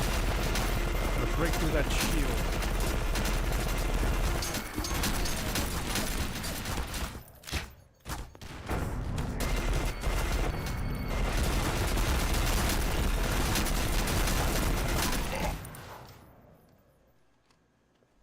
Fatal wounds, commotions.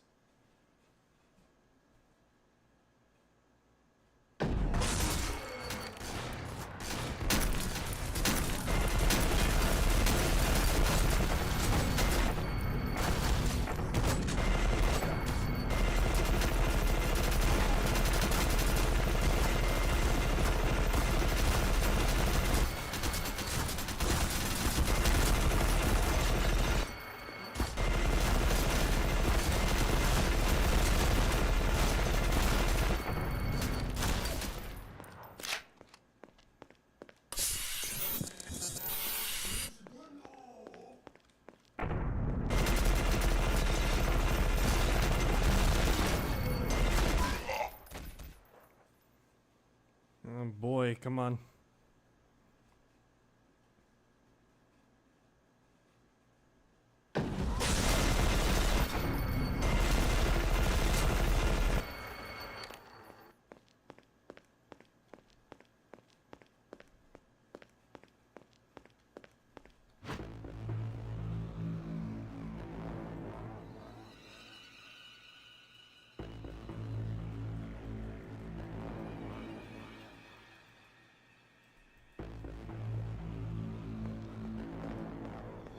Okay, well.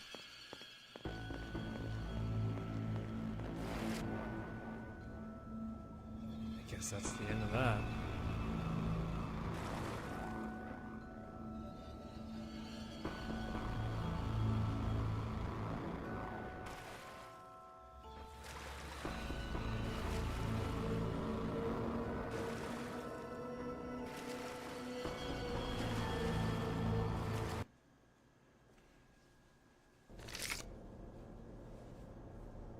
Where even am I anymore now?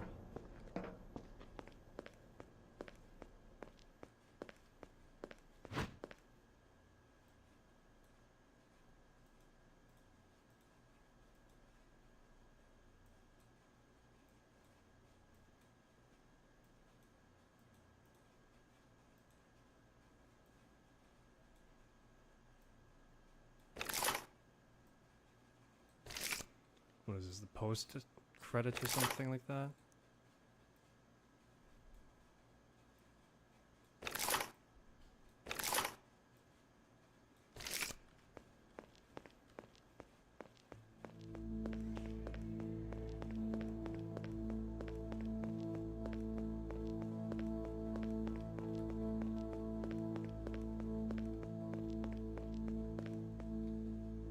Hail to you. Where's the commander? What commander? One's in the office. Office has been empty for years. I only see you go in there often, talk to yourself. No one dare tell you. Mentor? We're talking about the same person. He died before you went into the cave. Rebels killed by the rebels in a fierce combat again. What? Must be wrong. We'll talk about this later. Pull yourself together, brother.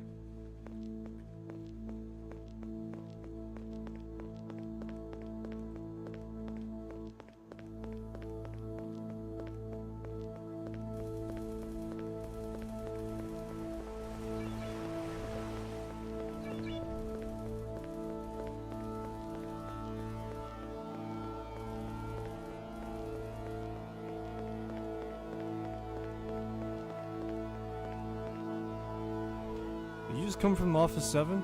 Yeah, the commander's office. I thought it was closed and empty for a while now. Weird. Not all rooms are true.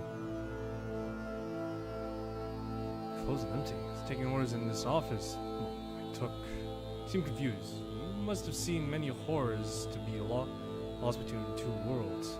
Well, understandable, I guess.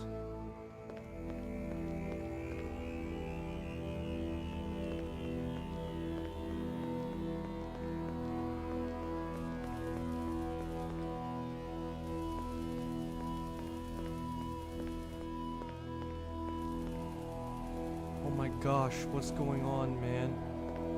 Why is everyone looking at me like I'm crazy?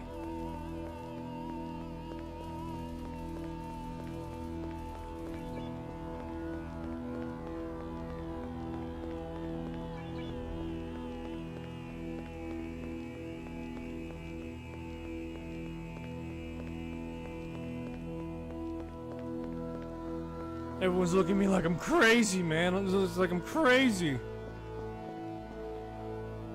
Brother, help me out a sec. Why not? Thank you. So many problems here lately. I find myself dreaming of a mysterious man in a weird place I don't understand. How can I help? Well, I'd like for you to think about my dream. Have you ever had a nightmare like this one?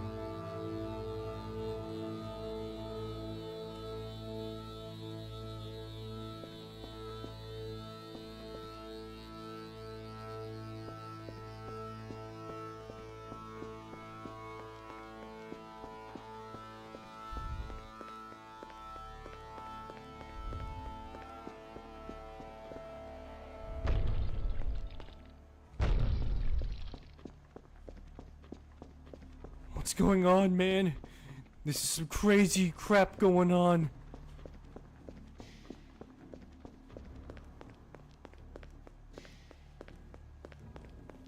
What is this, Vindictus now all of a sudden? Just the fact that, oh yeah, no. You were going there? Oh man, that place has been empty for a while. It's like, Commander? What Commander? Your mentor? Yeah, he's been dead for a while. It's like Vindictus, where it's just like, Teve? Who's Teve? Keegan? Who the hell's Keegan too? It's like, man, you're crazy.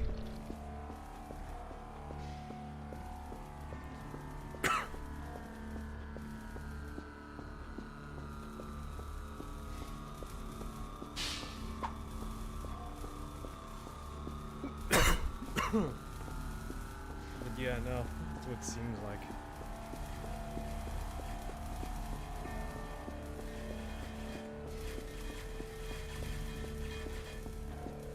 It's like, man, you're crazy. There ain't nobody there.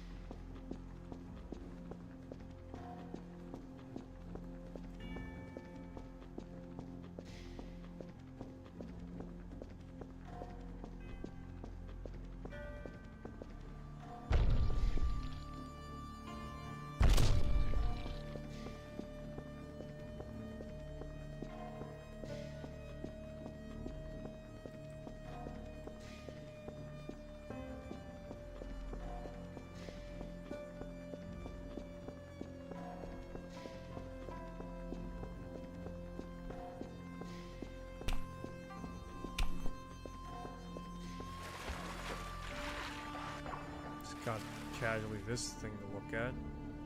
God, imagine if it started looking at me directly. It's like its head shifting.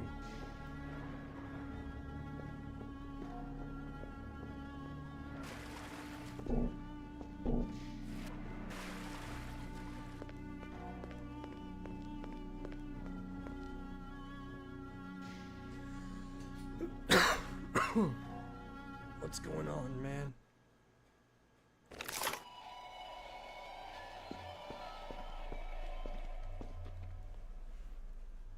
Don't you think that right here and right now, the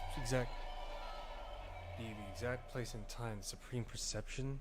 Perhaps it's time to accept the truth, talk silently, and listen to the void. Your old friends tell very different tales. No one can tell who's right or wrong, who's mistaken, or if any of them really know the truth. Were you dreaming, imagining this? Do you think there are some realities, some strange truth to this place? Have you followed the path well? Were you attentive during your journey? Sometimes a rebirth, a new beginning can allow insights necessary to the ultimate goal. But sometimes a snake bites its own tails, coming full circle, creating a sort of spiral. Distrust what you believe. Ask yourself who you are. Are you lost, or are you lost since the very beginning?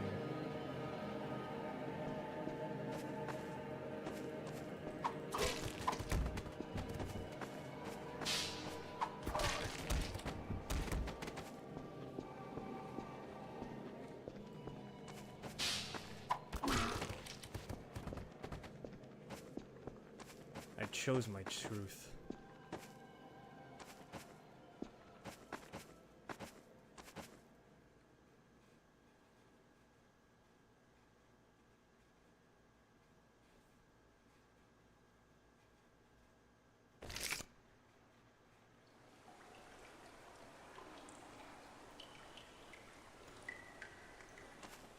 Rumstakama. Da. Sulistakam. Sama. Sama. Umlas. So da. Omasika yamefo. Back at the beginning right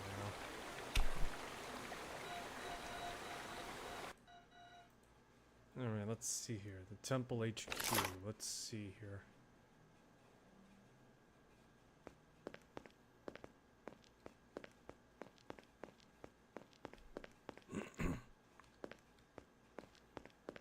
Alrighty, so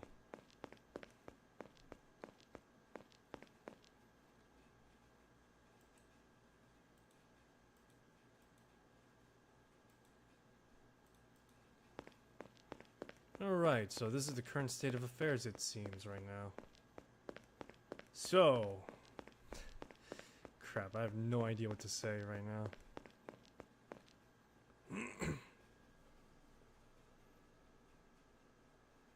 But yeah, I have no idea what to say right now. So let me get this straight. So right now, we're going through, for the main campaign, the player character is going through a recursive loop.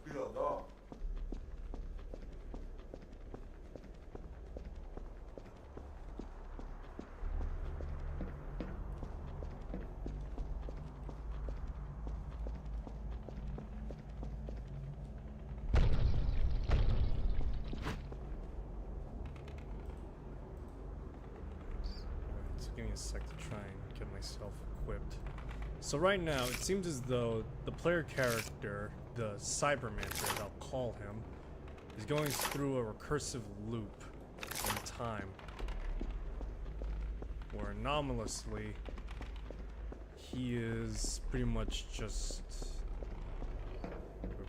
he's just going through the motions of this strange paradigm.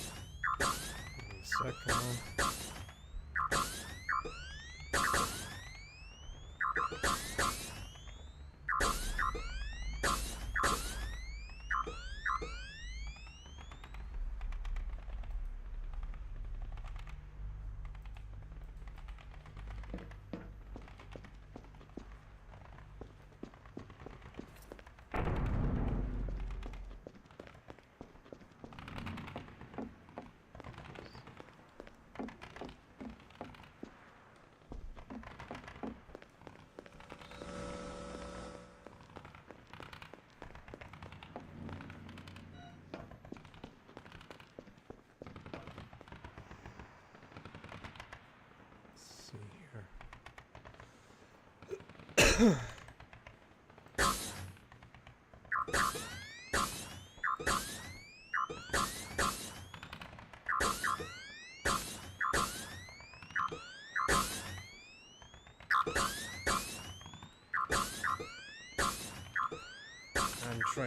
just in a second.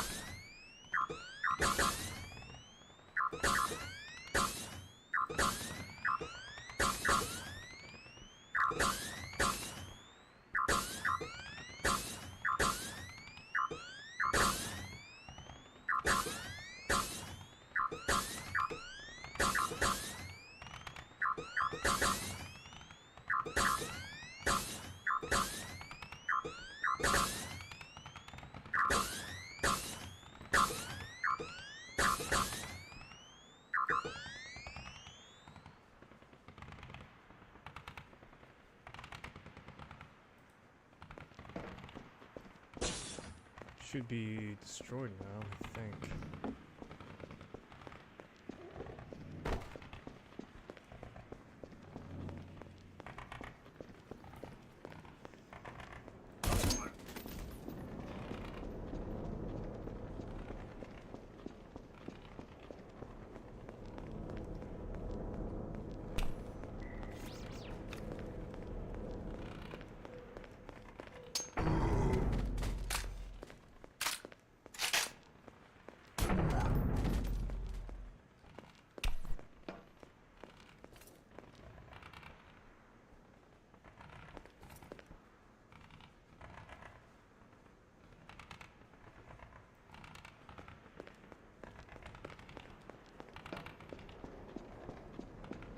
Oh, hell, what am I supposed to do right now?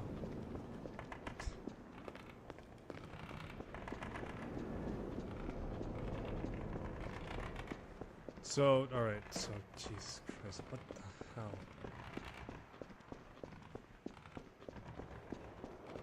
What in the hell is even this game? This game, man.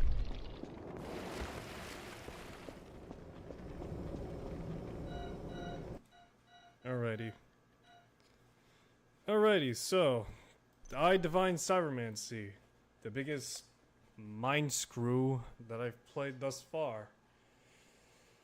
How the hell did I manage to freaking play this just now? I have no idea. Let me see here. E.Y.E Divine Cybermancy.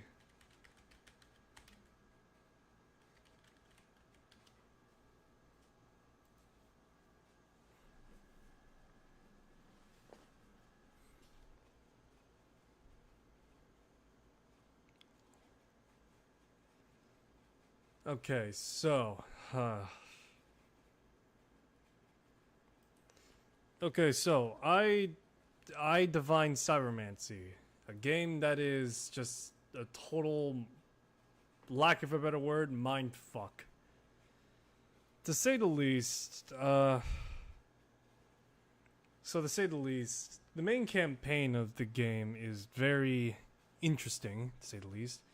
It is, to say the least, a interesting mess.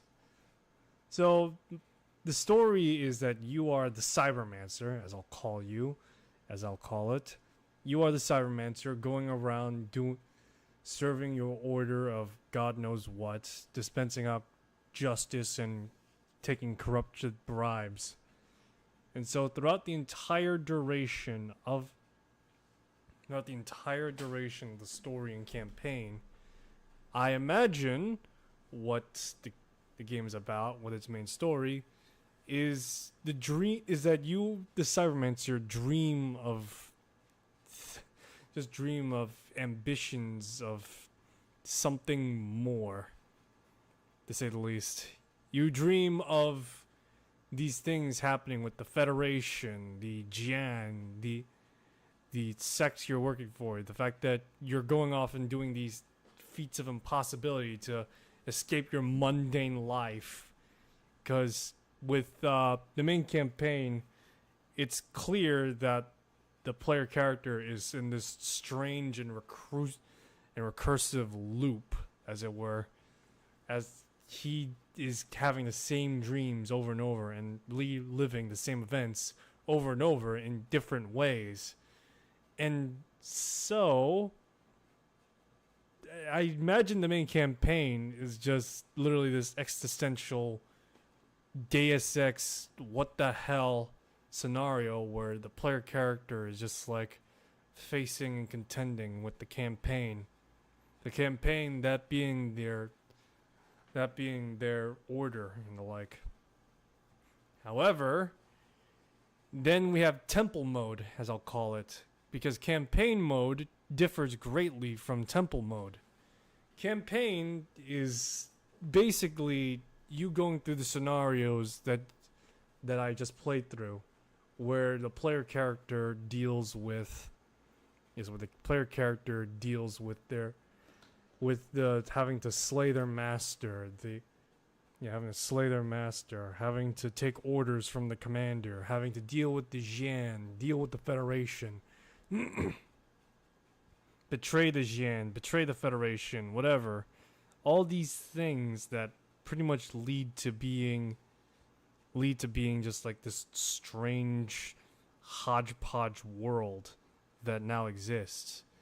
And then temple mode, where you just play the temple, is different in a way, because instead of just like dealing with, you know, the story, you're doing just everyday mundane tasks required of your order. And I can only imagine the player character, the Cybermancer in the campaign, is dreaming up this scenario. So yeah. I don't know what to make of this game. This was the biggest mind fuck of the entire I've played thus far. And to say the least, I don't know how to feel. Maybe I should take acid. Maybe it'll make sense then. I don't know.